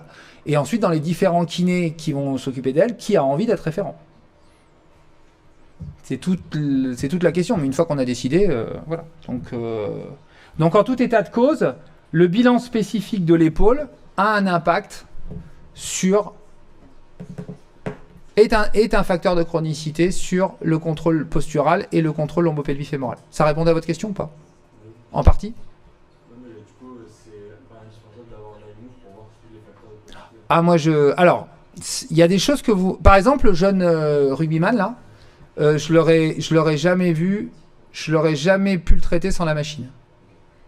Ça, c'est sûr. Mais d'ailleurs, les kinés qui se sont occupés d'eux avant moi, ils sont pas arrivés et c'est pas leur niveau de compétence, hein, parce que voilà, je tairai leur nom parce que voilà, mais les gens qui sont nîmois, je peux vous dire qu'il a été pris en charge par ce qui se fait de mieux à Nîmes et pour même certains, ce sont pour moi des références dans leur domaine. Hein. Voilà, c'est juste qu'à un moment donné, il y avait ce problème neuromoteur et ce problème neuromoteur, il fallait le toucher du doigt. C'est pas, si vous voulez, la problématique en 2020, c'est pas de se dire il faut rester très humble en fait. D'abord, la kinésithérapie, ça a 70 ans. Donc l'humanité n'a pas eu besoin de la kinésithérapie pour subsister. Par contre, il y a quelques années en arrière, après une opération, aujourd'hui plus personne n'opère une hanche avec une cicatrice de 20 cm et met des agrafes. Voilà, notre métier progresse. Notre métier amène à certaines choses. Moi, dans ce cours-là, vous voyez, je ne fais pas l'apologie d'une technologie. J'essaye de vous montrer ce que sont les facteurs de chronicité pour que, d'abord parce qu'il y a 2 grandes machines aujourd'hui et qu'on peut aussi voir plein de choses sur le Uber. Hein. Voilà, il s'avère que moi, au cabinet, j'ai un iMove, mais j'essaye justement de sortir de la notion de la machine pour vous amener à regarder un peu le corps différemment pour voir comment vous pouvez utiliser ces technologies. Mais je pourrais faire un cours sur la radiofréquence, je pourrais faire un cours sur les ondes de choc, je pourrais faire un cours sur l'endermologie, je pourrais faire un cours sur l'électrostimulation. Là, on vient de découvrir un nouveau courant au cabinet, justement sur le drainage de la cellule musculaire. Et donc, je suis en train de travailler là-dessus depuis une dizaine de jours. Voilà, c'est quelque chose que je ne savais pas il y a 15 jours encore. Voilà. Donc, voilà. Donc, il y a des choses qui sont effectivement... voilà, on vient d'acquérir le MG de surface au cabinet. Voilà, il y a des choses aujourd'hui, en fonction des pathologies que vous allez traiter, bah, vous aurez des technologies qui iront avec ces pathologies. Quand moi j'étais diplômé, tous les cabinets avaient un radar et des ondes de choc. Je pense que le radar, vous savez à peu près pas ce que c'est. Pas les ondes de choc. Le radar et les ultrasons. Et des ultrasons, je crois que... ouais, peut-être qu'il en reste encore dans certains cabinets, mais enfin, bon, il y en a quasiment plus, quoi. Moi, quand je suis sorti de l'école, on faisait tous des ultrasons. Hein. Et quand on vous confiait les ultrasons, vous étiez super fiers. D'accord. Aujourd'hui, c'est une machine qu'on n'utilise plus. Enfin, quasiment plus. Voilà. Donc voilà. Donc il faut aussi avancer avec son temps, mais il faut surtout que vous arriviez à comprendre ce que ça vous permet de faire pour voir ce que ça fait. D'accord. Et ensuite, vous choisirez les uns les autres comment vous allez travailler, avec qui vous allez travailler, quel type de proposition vous allez faire. Et comme je vous disais, on ne va pas tous faire la même chose. Ce qui est intéressant, c'est qu'il y ait une offre de soins pour les gens pour pouvoir justement... soigner les gens, parce que par contre on est tous animés de la même chose, c'est de soigner les gens. Voilà. Moi je fais plus de drainage bronchique, mais si demain mon bébé a un problème, je serais content qu'il y ait encore un kiné, même si tout le monde dit que ça sert à rien, je serais quand même encore content qu'il y ait un kiné qui fasse de la kiné respiratoire, quoi. Même si la HAS dit que ça marche pas. Moi je me suis retrouvé à la montagne avec mon fils qui était complètement encombré, je lui ai sorti un demi-verre de glaire à l'époque, j'étais content de savoir faire de la kiné-respi, sinon on descendait, on allait à Grenoble et on le mettait sous oxygène, quoi. Donc voilà, donc ce qui est important c'est de savoir ce que ça fait, ce que ça ne fait pas, pour pouvoir choisir comment vous allez l'utiliser, si vous avez à l'utiliser. Et en plus, moi ce qui m'intéresse aujourd'hui dans ce type de cours, c'est que vous allez en stage dans des endroits où il y a ce type de machine qui est largement sous-utilisé. J'ai fait le même cours vendredi au CHU de Nîmes. J'ai dit à la kiné-4 qui s'appelle Dominique que à partir des 3e années en fait, à l'école de Montpellier, vous aviez vraiment un cours sur la machine, qui a une machine au CHU et qu'elle est sous-utilisée, et qu'en tout cas, quand il y a des étudiantes de 3e année qui arrivent de l'école, il fallait qu'on vous incite à aller la voir, parce que je pense que vous pouvez contribuer au développement de cette machine dans le service. Et voilà, et puis après, vous ferez votre propre idée. Hein. Moi, je suis là pour vous donner les arguments nécessaires à la critique et à l'autocritique. Ok. Alors. Bon, celui-là, je ne le refais pas. C'est bon? Vous l'avez tous? Vous l'avez tous en tête, celui-là? Différents types de corsets musculaires, d'accord? Les fibres 1, les fibres 2, c'est important. L'iMove, ça permet quand même d'aller travailler ces unités vertébrales. Ça crée de la mobilité segmentaire et ça crée également de la mobilité segmentaire au niveau de la vertèbre pelvienne, hanche, symphyse pubienne, sacro-iliaque et les pivots rachidiens. À partir du moment où vous avez de la mobilité, vous arrivez à mobiliser Ces endroits-là, vous arrivez à faire de l'étirement et du raccourcissement, notamment des multifides. Et c'est quand même relativement intéressant de pouvoir aller les étirer et de les raccourcir. Ça optimise aussi leur mise en jeu. Ok, ça c'est ce qu'on verra tout à l'heure en TD, hein, puisque l'idée c'est qu'il y a un TD aussi quand même. D'accord. Donc, ok, ça vous va ça? Celui-là de slide, il m'intéresse un petit peu plus. C'est la vertèbre pelvienne, les facteurs de chronicité, ça c'est important. Donc, vous observez votre patient de face de profil, vous lui demandez un effort de tout debout, et si vous avez au moment de l'effort de tout une sortie du transverse de l'abdomen, c'est que vous avez une asynergie entre le transverse de l'abdomen et le plancher pelvien. Ça, on en a parlé l'année dernière. Quand vous avez de l'imagerie, je vous demande de regarder, si c'est possible, si vous avez un rachis face profil en totalité, je vous demande d'essayer de vous intéresser à l'incidence pelvienne et à la pente sacrée. Puisque si vous avez une incidence pelvienne importante, voire une pente sacrée importante, vous allez avoir un facteur de fatigabilité de la mise en jeu du contrôle lombopelvifémoral lors des activités physiques soutenues. Et si le contrôle lombopelvifémoral n'est pas optimisé avec une incidence pelvienne importante, ce qui va être forcé, c'est le varus dynamique du genou. Ça, c'est de la biomécanique pure. D'accord? Donc, vous regardez évidemment si vous avez une scoliose ou une kyphose, puisqu'une kyphose importante, ça va avoir un impact sur la mise en jeu du transverse de l'abdomen et donc du plancher pelvien. S'il y a une scoliose, on a montré, il y a une étudiante qui a fait un joli papier là-dessus, on a montré que dans les scolioses à courbure unique, on a mis en évidence qu'il y avait une différence de tonicité entre le côté concave et le côté convexe de la scoliose au niveau du plancher pelvien et notamment au niveau des pelvis trochantériens.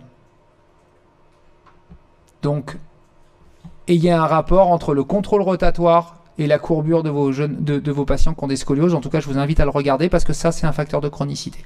Là, on rentre dans la structure, on rentre dans notre métier. D'accord? Donc pour ça, il faut la comprendre. Donc, et là, on revient sur le cours de l'année dernière. On a un outil formidable. Et là, on n'a pas forcément besoin de l'iMove, je vous rejoins, c'est nos mains. N'oubliez jamais qu'il faut qu'on palpe, qu'il faut qu'on touche, qu'il faut qu'on évalue les mobilités. Voilà, une amplitude de hanche. Voilà, si vous avez une restriction de mobilité en rotation au niveau de la hanche, c'est un facteur de chronicité possible. Si vous avez une perte de rotation au niveau du genou, je vous rappelle que la rotation du genou, c'est plus de 60 degrés entre la rotation interne et la rotation externe. D'accord? Un genou à 90 degrés, ça s'évalue. Prendre conscience aussi de la rotation automatique dans les 30 premiers degrés de flexion d'un genou, c'est important. D'accord? Qu'est-ce que c'est quand un patient a de l'arthrose, il n'a plus de rotation automatique. Donc ça influe sur la marche. Cette rotation automatique, il faut bien qu'il la mette quelque part. Donc en général, il la met dans sa hanche, il la met dans son genou, dans son pied, pardon. Et s'il n'arrive pas à la mettre dans la hanche ou dans le pied, il va la mettre dans le dos. Donc, comme le plateau a ce fameux mouvement horizontal, il peut vous aider en décharge à aller essayer de retrouver une forme d'équilibre au niveau des rotations. Voilà par exemple. Voilà. Mais encore une fois, on ne va pas tous acheter tout et que peut-être que demain, vous pouvez, comme on en voit chez le podologue et tout, peut-être que demain, moi je crois à l'intradisciplinarité de la profession. De toute façon, la profession, il va falloir qu'elle évolue aussi. Il va falloir qu'elle se fasse confiance. Il va falloir qu'elle arrête de dire c'est mon patient, c'est mon. Non, c'est pas. Non, il va falloir qu'elle arrive à se faire plaisir de l'intérieur pour ses propres résultats. Et qu'elle n'ait pas peur d'aller s'appuyer sur des confrères qui ont une autre expertise. Malheureusement, on ne manquera pas de patients. Je dis malheureusement parce que ça veut dire qu'un jour, on risque d'être du côté des patients. Voilà. Malheureusement, on ne manquera pas de patients. Voilà. Moi, je rêve de manquer de patients, mais malheureusement, on n'en manque pas. Par contre, notre satisfaction, c'est de les soigner comme on a envie de les soigner. C'est ça qui est important. Donc, bilanter aussi, il y a une articulation auquel on ne pense pas assez et on a des pathologies douloureuses qui se développent de plus en plus. Avant, c'était vraiment une pathologie de sportif, mais maintenant, c'est plus du tout une pathologie sportive. Je pense que c'est une pathologie de sédentaire. C'est les douleurs de symphyse pubienne. Pourquoi les douleurs de symphyse pubienne? Parce qu'on est de plus en plus assis, on est de plus en plus avec les jambes serrées, et on va rapidement faire des activités hyper actives, hein, des crossfit, du machin, et en fait, il y a des douleurs au niveau des adducteurs et des rétractions des adducteurs, en fait, et d'un coup, les gens ils sortent, et d'un coup, il faut qu'ils écartent les jambes, il faut qu'ils fassent de la zumba, il faut qu'ils fassent de tout ce que vous voulez, et vous allez avoir des douleurs au niveau de la symphyse pubienne et des douleurs au niveau de la symphyse pubienne, bilanter les insertions des adducteurs, mais bilanter aussi les abdominaux, les insertions des abdominaux. Enfin, Océane, on en a vu beaucoup, hein, des douleurs d'insertion des abdominaux sur la symphyse, sur les branches pubiennes. Je vous invite à les regarder parce que finalement, si vous avez des douleurs en fait à cet endroit-là, les abdominaux se mettent moins en jeu. Et ça, c'est cher à Jean-Michel Grand qui dit qu'il faut étirer la chaîne antérieure, parce que je sais que ça fait partie de ses approches. Jean-Michel, il est plutôt sur le relâchement des chaînes antérieures, et moi, je suis plutôt sur l'innervation de Sherrington, c'est-à-dire on travaille les plans postérieurs pour relâcher les plans antérieurs. Mais dans l'absolu, on dit la même chose. Hein. C'est juste qu'on ne voit pas exactement les choses de la même manière. D'accord ? Mais voilà, je sais que Jean-Michel Grand, il est très sur cette partie antérieure, mais lui, il s'occupe de sportifs, en général, de beaucoup de sportifs qui ont des gens qui ont plein de muscles. Voilà, alors que moi, je m'occupe de chroniques qui ont des gens qui, en général, sont tous en sarcopénie. Donc, on n'a pas exactement le même... on n'a pas le même vivier, si vous voyez ce que je veux dire. Voilà, quand vous avez plein de muscles comme vous, c'est plus facile. On dit, allez, on étire la chaîne antérieure, c'est super, et derrière, la chaîne postérieure, elle attend que ça. Mais moi, je n'ai pas de chaîne postérieure. J'ai pas de fessier, j'ai pas de réserve d'extension de hanche dans mes patients, donc fatalement, je suis obligé de créer du muscle quelque part. Donc il a raison dans ce qu'il dit. D'ailleurs, c'est un élève un jour qui m'avait fait la remarque il y a 2 ans, et je m'étais appuyé là-dessus, et j'ai augmenté la quantité d'étirements au cabinet sur la remarque de cet élève, tout en restant sur une remusculation de la chaîne postérieure. Parce que je dois lutter contre la sarcopénie de la chaîne postérieure. Sinon, j'ai pas un équilibre de force en fait. J'ai pas un équilibre biomécanique. Mais on dit la même chose avec Jean-Michel. Voilà. Et les muscles composants toniques et phasiques, le plancher pelvien, le transverse, le carré des lombes, le psoas, tout ça sont des muscles qui sont essentiellement des muscles toniques. Il y a une grosse composante de fibres toniques dans le psoas, d'autant plus que vous êtes sur des gens qui sont sédentaires. Plus vous êtes sédentaire, plus la fibre phasique se transforme en fibre tonique. Puisqu'il y a une transformation des fibres liée à l'activité d'un individu.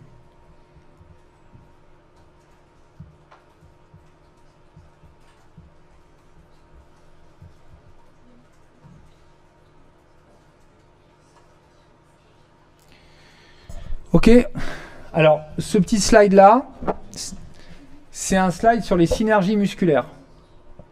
Donc j'avais, si vous voulez, fait une petite recherche de la biblio, pour essayer de montrer en fait tous les muscles gâchettes que vous pouvez avoir à la palpation. Donc l'importance du tibial, du jambier antérieur qui est synergique avec le droit antérieur, enfin avec le quadriceps, mais surtout avec le droit antérieur. L'importance du poplité. Donc au niveau du genou, l'importance du poplité. Au niveau du pied, jambier antérieur, il y a une synergie également avec le jambier antérieur et le moyen fessier. Donc en général, quand vous avez un affaiblissement du contrôle de la soutalienne, vous avez globalement une faiblesse aussi au niveau du deltoïde fessier. Donc voilà, c'était juste pour trouver ces synergies-là. Et donc très souvent, vous avez en fait des patients qui, pour justement lutter contre l'effondrement de la hanche, ont une contracture importante sur le petit fessier. Et ils ont même un petit fessier qui est très douloureux. On est toujours bien d'accord, on parle bien de gens chroniques. Hein. Donc de gens qui sont en dysfonction depuis plusieurs semaines, voire plusieurs mois. Il faut arriver à vous remettre ça dans des gens qui sont en dysfonction depuis plusieurs semaines, voire plusieurs mois. Pas sur des gens, on n'est pas sur de l'aigu, on n'est pas sur 6 semaines, quoi. D'accord ?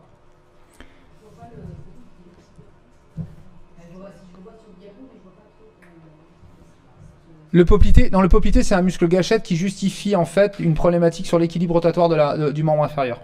Sauf que j'avais oublié de noter la référence biblio et là de tête je l'ai pas. Mais je pourrais la retrouver. Hein. Mais c'est un muscle gâchette qu'il faut que vous regardiez. C'est-à-dire qu'en fait, très souvent vous avez des patients qui ont un poplité qui est ultra développé parce que justement ils surchargent par rapport justement à un mauvais contrôle. Ils compensent le contrôle rotatoire ou de la hanche ou du genou. Ou du pied, pardon. D'accord ?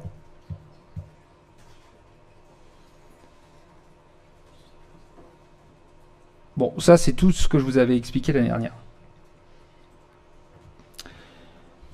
Ça c'est important.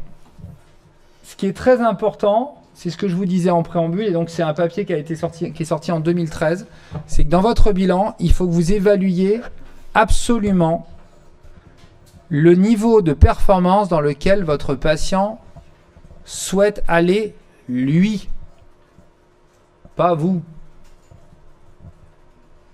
Je me suis accroché avec un confrère la semaine dernière.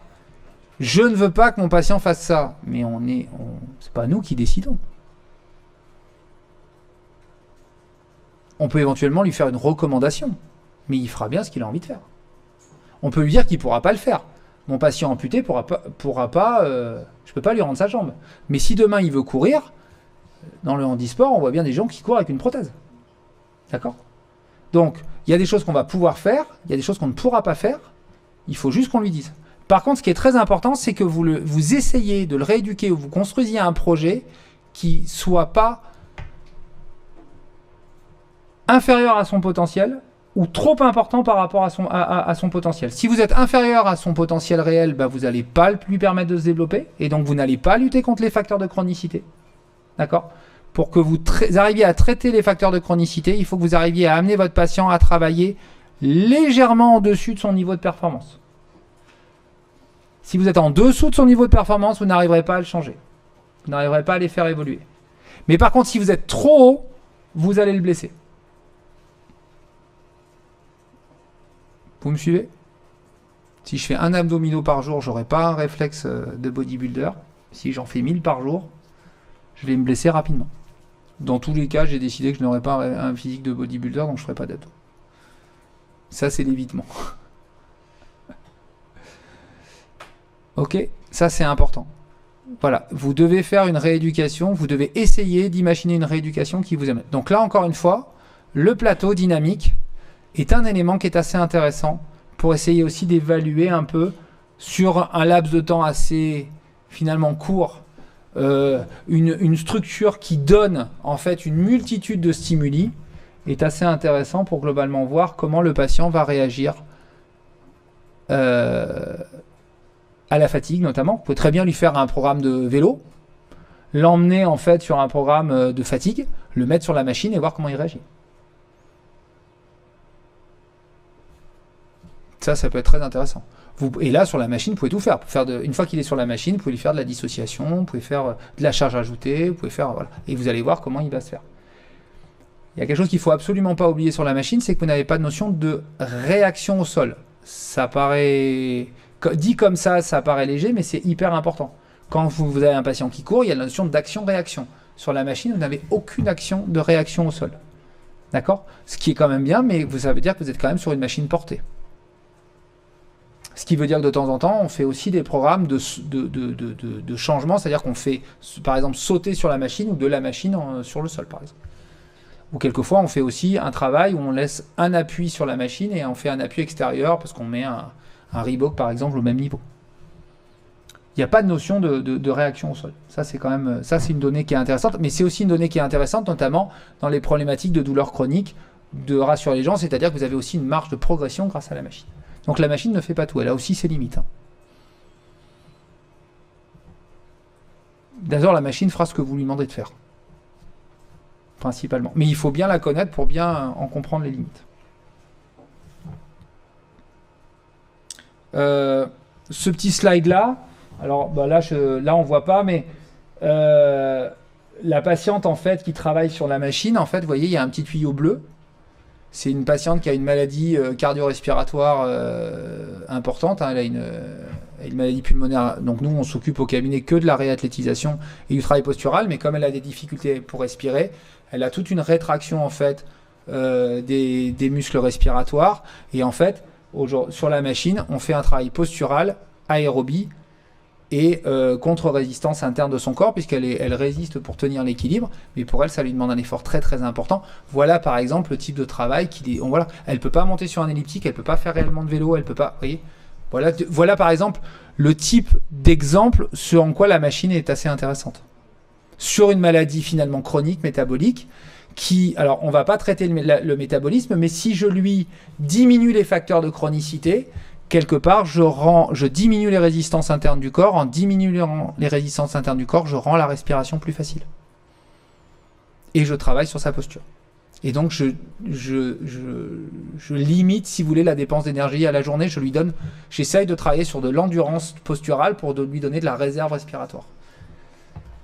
Et sur la photo du bas, et ben en fait, comme l'énergie passe dans le plateau, si une patiente qui a une capsulite, et ben en fait, on utilise la machine pour faire du recentrage en fait de l'épaule, c'est-à-dire qu'en fait, elle a les mains qui sont posées sur les barres, l'énergie passe, on met les mains autour de l'articulation et on fait du recentrage. J'avais montré à certains en TD que, en fonction de l'endroit où on mettait les mains, ben en fait, on avait une mobilisation articulaire.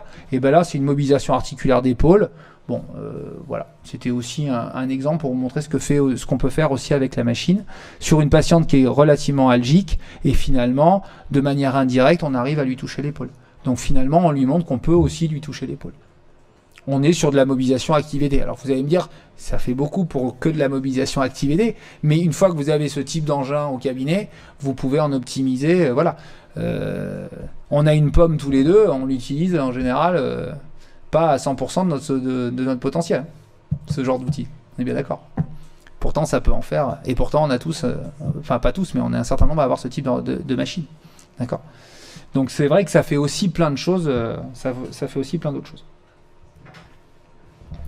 Ok.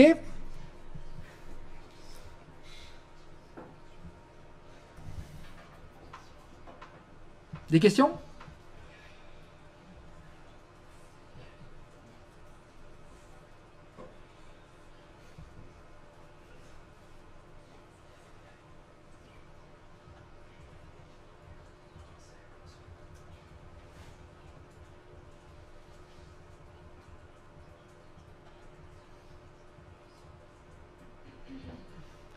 Bon, je vous représente rapidement le plateau de cette machine-là. Il y a une vidéo en fait que je trouve assez didactique sur internet ou sur les réseaux sociaux. Hein. Vous tapez iMove mouvement hémisphérique et vous avez une vidéo en fait avec tous ces petits rappels. Je pense que c'est important en fait de mémoriser qu'à l'avant vous avez essentiellement un mouvement dans le plan sagittal. À l'arrière vous avez une grande ellipse dans le plan horizontal et au centre vous avez qu'un mouvement hémisphérique qui est la vis sans fin. Et en fonction de là, vous avez les différents mouvements avec les axes principaux. Donc en fonction de où vous allez mettre le patient, vous allez avoir ce mouvement qui va se balader dans son corps. Donc où il l'adapte, où il l'absorbe complètement et en fait il reste à l'équilibre sur la machine, ou alors il fait ce que j'appelle le bouchon, c'est-à-dire qu'il a un développement complètement anarchique, et là vous allez voir aussi finalement la manière dont il s'organise, et des endroits où il risque de se faire mal, parce que ce sont ces réflexes archaïques qui vont ressortir dans son adaptation posturale. Après vous en faites quelque chose ou vous en faites rien, c'est bien la décision que vous aurez par rapport à votre bilan. C'est toute la difficulté d'ailleurs de la prise en charge globale. C'est est-ce qu'on touche à quelque chose ou pas. Bon, un jour ça m'avait frappé à une époque. Bon, moi, je parle d'un univers que je connais, c'était le monde du golf. On voulait absolument remuscler tout le monde parce qu'il fallait que tout le monde tape fort dans le début des années 2000 parce que Tiger Woods avait amené la préparation physique dans le monde du golf. Il y a plein de golfeurs qui, à mon avis, se sont pas développés et ont perdu même en efficacité parce qu'on leur a fait faire de la muscure qu'ils n'auraient pas fallu qu'ils en fassent. Ou alors en tout cas qu'il aurait fallu faire différemment. Donc toute la problématique de l'identité d'un individu, c'est de savoir ce qu'on corrige et ce qu'on corrige pas.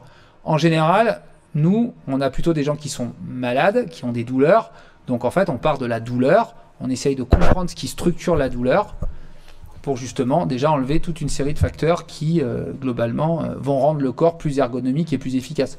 Plus on va être ergonomique, plus on va être économique et globalement, plus on est dans le vrai. Mais il faut avoir une fluidité du geste. Dès que vous avez une situation où vous sentez que votre patient est dans la résistance ou dans la difficulté pour faire un geste, il faut trouver les biais pour globalement lui permettre d'avoir un geste fluide, harmonieux et efficace. D'accord ? Donc ça, c'est les différentes amplitudes que vous pouvez avoir, puisque on peut aller jusqu'à quasiment 70 cm de déplacement sur le plateau et 40 cm de hauteur. C'est essentiellement un travail excentrique quand vous êtes sur le plateau. C'est pour ça notamment que le plateau a une action essentiellement sur les fibres toniques, sur les fibres qui sont sensibles à l'étirement, puisque si votre patient garde le pied sur le plateau, il a tendance à être étiré, donc c'est plutôt les fibres toniques sur lesquelles vous allez agir. Au centre du plateau, bah, vous avez ce fameux mouvement hélicoïdal que moi j'aime assez bien chez les patients qui sont lombalgiques chroniques, enfin qui ont peur d'avoir mal au dos, c'est que vous les mettez au centre du plateau, vous les faites se tenir, vous faites un petit film et en général vous leur montrez que leur bas du dos bouge et en fait ils ont pas mal et donc fatalement vous leur dites regardez le dos peut bouger. Je vous défie d'aller faire ça sur une table. D'accord ? Mais je suis pas en train d'essayer de vous convaincre, hein. C'est pas du tout mon objet. Je suis en train de dire qu'il faut avoir il faut que, enfin, quand vous allez être diplômé, vous allez aller sur des salons, vous allez voir que tout est cher aujourd'hui. Enfin, tout a un coût en tout cas. Une table c'est 3 000 euros. Ça tourne entre 15 et 30 000 euros. Un appareil de radiofréquence c'est entre 15 et 25 000 et 35 000 euros. Un LPG maintenant c'est 40 000 euros. Enfin, je veux dire, il n'y a rien de pas cher, hein. Voilà. Donc de toute façon, ce qu'il faudra investir, c'est la machine dont vous avez besoin pour vous réaliser dans la pratique que vous avez envie d'avoir. Et pour ça, je vous invite à essayer de les comprendre, de les critiquer intelligemment pour qu'elles vous correspondent. Ça, c'est un vrai conseil confraternel que je vous donne. Voilà. Et n'hésitez pas à poser les questions, même à des gens qui... Voilà. Il n'y a vraiment aucun souci là-dessus. Est-ce que vous utilisez des fois les grooves avec un patient assis Ouais. sur la groove Ouais. ou à quatre pattes ou Alors, à vélo et tout ça? en fait, allez, historiquement, quand moi moi j'ai 3 vies avec l'iMove. La première, c'est quand moi j'étais en monopraticien dans mon cabinet. Puisque à un moment donné, j'ai quand même été en monopraticien dans mon cabinet pendant de 1999. Enfin, j'étais associé dans une SCM, donc j'étais en monopraticien dans mon cabinet. Donc ça, j'étais en monopraticien de 99 à 2010. Et j'ai eu l'iMove en 2008, donc, enfin même 2007. 2007-2010, j'étais en monopraticien et donc j'ai fait ce que fait tout le monde. Voilà, j'ai travaillé avec ma machine. Elle était dans une petite pièce et bon, j'avais une table à côté et en général dans cette pièce-là, je faisais de la mobilisation des étirements à un patient et puis je mettais l'autre sur l'iMove et puis je basculais entre les deux. Voilà. Et donc là, j'ai fait plein de choses. Alors moi, je me suis surtout appuyé sur un travail debout. Mais j'ai fait un travail assis, j'ai fait aussi un travail avec des paraplégiques que je verticalise entre guillemets sur l'iMove, c'est-à-dire que j'ai un fauteuil qui est adapté, un fauteuil que j'ai piqué en fait à un magasin de chaussures, qui me permet en fait, qui est suffisamment large parce que notamment j'ai fait un travail avec des paraplégiques pour qu'ils remontent à cheval. Et donc en fait, je les ai mis sur la machine, sur ce fauteuil, et je faisais un travail de toute dissociation et tout. Voilà, on a tout filmé d'ailleurs à l'époque de ça, pour justement créer de l'instabilité sur une situation pour qu'ils remontent à cheval. Et donc, effectivement, voilà. En fait, cette machine, voilà, à partir du moment où vous avez compris ce qu'elle fait, elle vous suivra dans votre imagination. Donc après, vous pouvez mettre les gens à genoux, vous pouvez mettre les gens à quatre pattes, vous pouvez mettre les gens debout. Après, ce sera votre expertise vous verrez, est-ce que votre expertise va avoir besoin de ça ? Ou est-ce qu'elle va déranger votre expertise ? Parce qu'il y a ça aussi. Quelquefois, vous faites des trucs et puis en fait, ça vous dérange. Parce que ça vous amène aussi à votre incompétence quelque part. Moi, ces technologies, de temps en temps, elles font des choses, et puis en fait, ou elles font des choses que vous n'aviez pas prévues, ou elles font l'inverse de ce que vous aviez prévu, et en fait, c'est dérangeant. Donc, quelquefois, on les écarte aussi un peu, parce que voilà. Mais oui, vous pouvez tout faire. Après, le 4 pattes, par exemple, c'est très intéressant sur la machine que vous avez en fait à l'école parce que vous avez un espalier devant et donc vous pouvez vous tenir et tout. Par exemple, j'ai une des machines au cabinet où il n'y a pas d'espalier devant, donc c'est compliqué de faire du 4 pattes. Alors pourquoi je vous dis j'ai 3 vies ? Parce que j'ai eu cette vie monopraticien, ensuite j'ai eu cette vie, on a fait essentiellement du rachis et de la réathlétisation sur la machine. Et effectivement, j'avais confié en fait cette partie-là, en fait c'est pas moi qui l'ai fait au cabinet, il y a voilà, c'est d'autres personnes qui font les bilans, qui sont filmés et donc c'est vécu avec d'autres personnes. Et maintenant on a 2 machines et on a réintégré une machine en fait dans la rééducation, donc on est reparti sur une activité en fait où on assoit les gens à 4 pattes, on refait des choses. Pourquoi ? Parce qu'on fait du plancher pelvien. Et que c'est le plancher pelvien ce plancher pelvien en 3 dimensions. Qui fait aussi qu'il y a un travail qui est très intéressant si vous mettez les gens à genoux sur la machine. Voilà, parce que vous chantez en fait les pieds et les genoux. Voilà. Assis, il y a un super travail à faire. Ce qu'il faut, surtout l'élément auquel il faut penser, c'est l'ouverture de hanche, puisque en fonction de la position de flexion de hanche, vous n'allez pas être au même niveau du rachis. C'est-à-dire que si vous avez les hanches à 90 degrés, vous serez plutôt sur une stimulation, sur une mobilisation de la charnière thoracolombaire. Si vous voulez être en lombaire bas, il faut avoir une flexion de hanche aux alentours de entre 60 et 70 degrés. Et entre 60 et 70 degrés, vous aurez un impact sur les pelvis trochantériens qui deviennent abducteurs de hanche, qui sont plus rotateurs externes mais qui deviennent abducteurs. Donc on est sur de la biomécanique, mais c'est effectivement très intéressant. Et il y a un autre élément aussi, c'est les étirements du psoas, c'est la réserve d'extension de hanche, c'est voilà. Ce qui est important après, c'est où est-ce que vous mettez votre patient sur le plateau. Et comment vous le positionnez. Et ensuite les réglages. Sachant que les réglages, vous avez des réglages sur la vitesse, les amplitudes, le changement de direction et la vitesse d'inversion. Vous ne jouez que sur ces 4 paramètres-là. Il y a un élément aussi dont on n'a pas parlé, mais moi je n'ai pas cette expertise-là, mais elle est fréquente de plus en plus, c'est tout le travail vestibulaire que vous pouvez faire sur l'iMove. Nous, on l'utilise de plus en plus dans la rééducation de l'ouverture de la ceinture scapulaire et du renforcement des érecteurs du rachis cervicaux, notamment les muscles de la charnière cervico-occipitale. Mais il y a tout un travail que vous pouvez faire sur la rééducation oculocéphalogyre et oreille interne, en complément d'une très bonne rééducation vestibulaire. Ça ne remplace pas un fauteuil de vestibule, hein. Mais c'est un vrai... Mais par exemple, sur un fauteuil de vestibule, vous allez avoir un travail assis. Enfin voilà. Là, vous pouvez compléter sur un travail fonctionnel global, avec notamment les inversions de direction, la vitesse des changements de direction, puisque le vestibule est sensible à l'accélération, puisque c'est un accéléromètre, le vestibule. D'accord. Et le dernier élément, c'est tout l'effet du mouvement 3D sur un mouvement global de coordination. Mais là, on est sur un travail de renforcement musculaire, d'aérobie. Si vous tapez sur Internet et vous regardez iMove, vous voyez tout un travail de réathlétisation.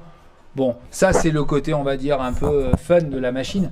Moi, j'avoue que nous, on ne le fait pas comme ça. Mais effectivement, dans un cabinet monopraticien avec de la réathlétisation, bien évidemment, on peut faire tout un travail de réathlétisation. C'est à la limite, je dirais que c'est même mieux qu'un tapis. Parce que vous avez un tapis de marche, finalement, vous pouvez faire que courir les gens sur un tapis de marche. Là, si vous mettez les gens vitesse maximale, changement de direction maximale, avec toute une série d'exercices à haute intensité, vous avez l'ensemble des chaînes musculaires qui sont sollicitées. Donc pour effectivement de la réathlétisation pure d'athlètes de haut niveau, si vous n'avez pas une salle de sport annexée au truc, vous pouvez aussi faire tout ça. Ça, c'est vraiment le potentiel de la machine. C'est vrai que moi, je vous en parle plus à travers mes cours. J'essaye plus de vous donner finalement cette relation. J'essaye plus de vous aider à être près du médecin que près de l'entraîneur. Sachant que si vous êtes près du médecin pour le diagnostic, vous serez quand même près de l'entraîneur pour la prévention. Et c'est quand même ce qui lui intéresse le plus, l'entraîneur. C'est la prévention de la blessure. J'essaye de vous amener vers la physiopathologie plutôt que, on va dire, la fonction. Mais parce que je sais aussi que Jean-Michel, par exemple, vous amène vachement sur de la rééducation fonctionnelle. Enfin, en tout cas, c'est comme ça qu'on avait organisé les cours à un moment donné. Il vous demande de faire pas mal d'exercices, il vous demande d'utiliser la machine sur des thèmes. Enfin, si ça n'a pas changé, je pense que c'est toujours ça. Je sais pas si vous avez toujours des cours avec Jean-Michel Grand, mais je sais qu'il l'intègre en général dans ces télés. Ok. Bon, après, 39, donc... je pensais que j'allais aller un peu plus vite que ça.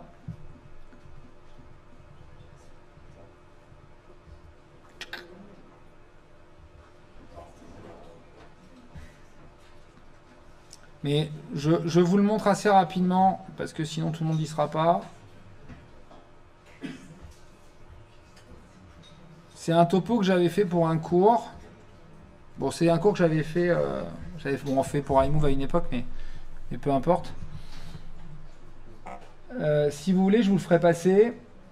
En fait, c'est toutes les pathologies que j'avais répertoriées, c'est-à-dire l'arthrose cervicale, avec les images qui vont avec, l'arthrose cervicale inférieure, la hernie discale, avec les symptomatologies. Donc là, on était sur le rachis cervical, la myélopathie cervicarthrosique, c'est toutes les pathologies chroniques dégénératives qu'on peut avoir au niveau du rachis. Le whiplash. Alors le whiplash, il y en a de plus en plus. Alors le whiplash, c'est l'accident de voiture, c'est le coup du lapin. Jusque-là, tout le monde me suit. Maintenant, on a des whiplash contextuels. C'est le téléphone portable.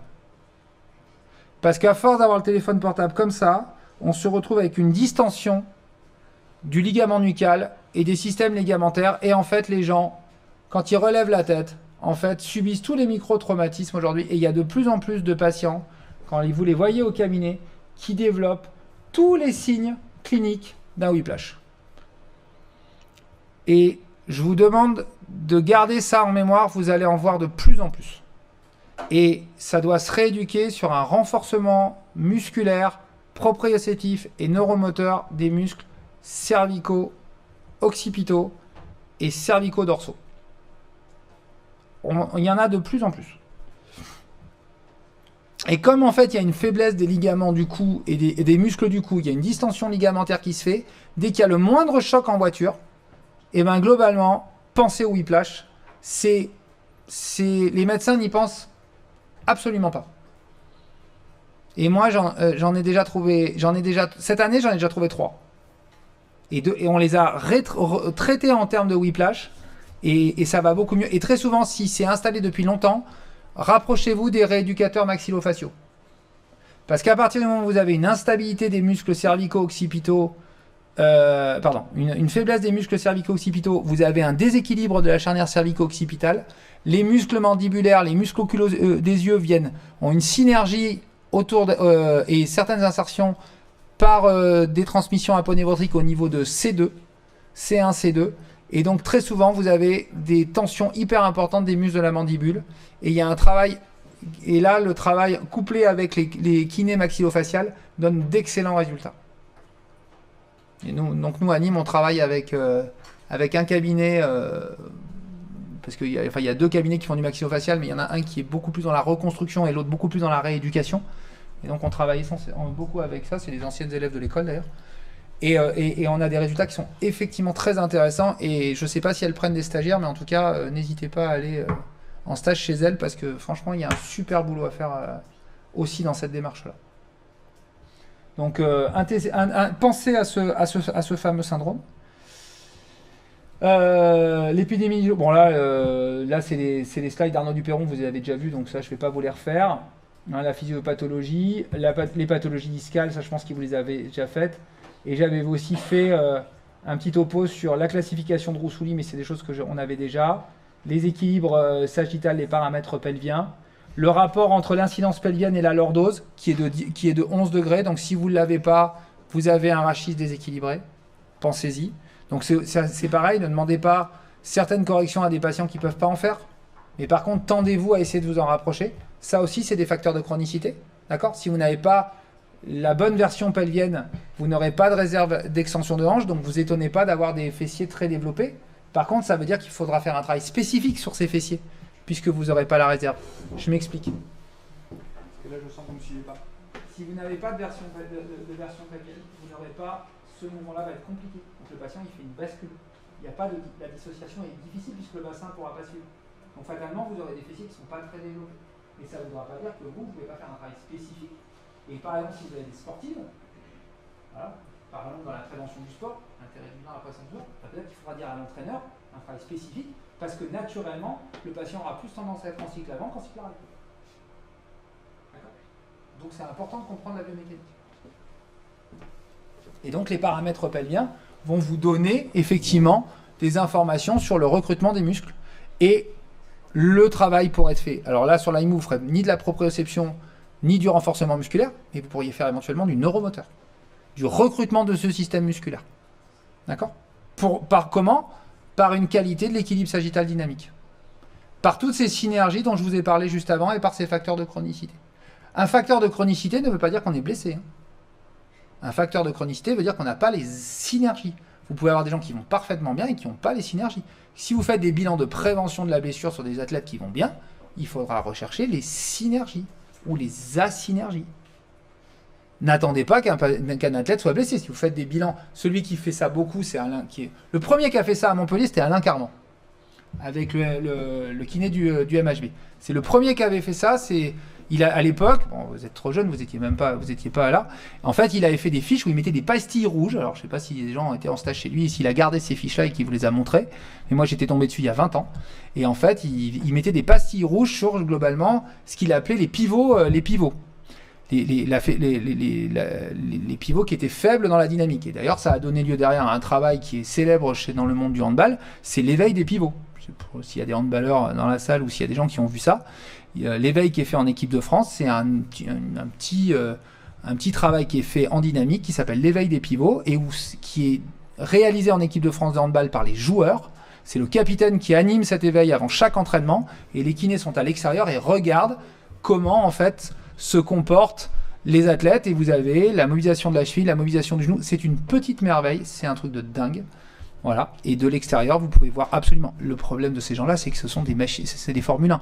Si je demande à ma grand-mère de faire l'éveil des pivots, tout de suite, c'est plus facile de l'analyser sur un iMove. Parce qu'avant qu'elle mette la hanche à 90 degrés et qu'elle fasse comme ça, vous voyez, ça va être plus compliqué. Mais l'éveil des pivots, c'est juste un truc absolument magnifique. Ok, et ensuite, il y a toute l'imagerie, à savoir que si vous avez un patient qui est passé en monique 2, fatalement, là, on est dans la structure. C'est-à-dire que vous ne reviendrez pas en arrière de la structure, mais vous allez chercher à générer des ponts fonctionnels pour que globalement le patient garde sa fonction. Ok ?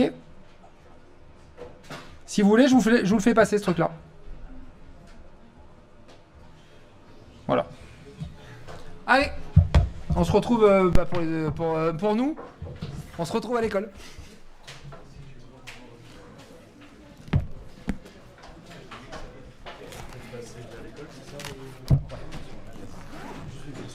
J'ai entendu parler d'E-Move et des dictionnaires.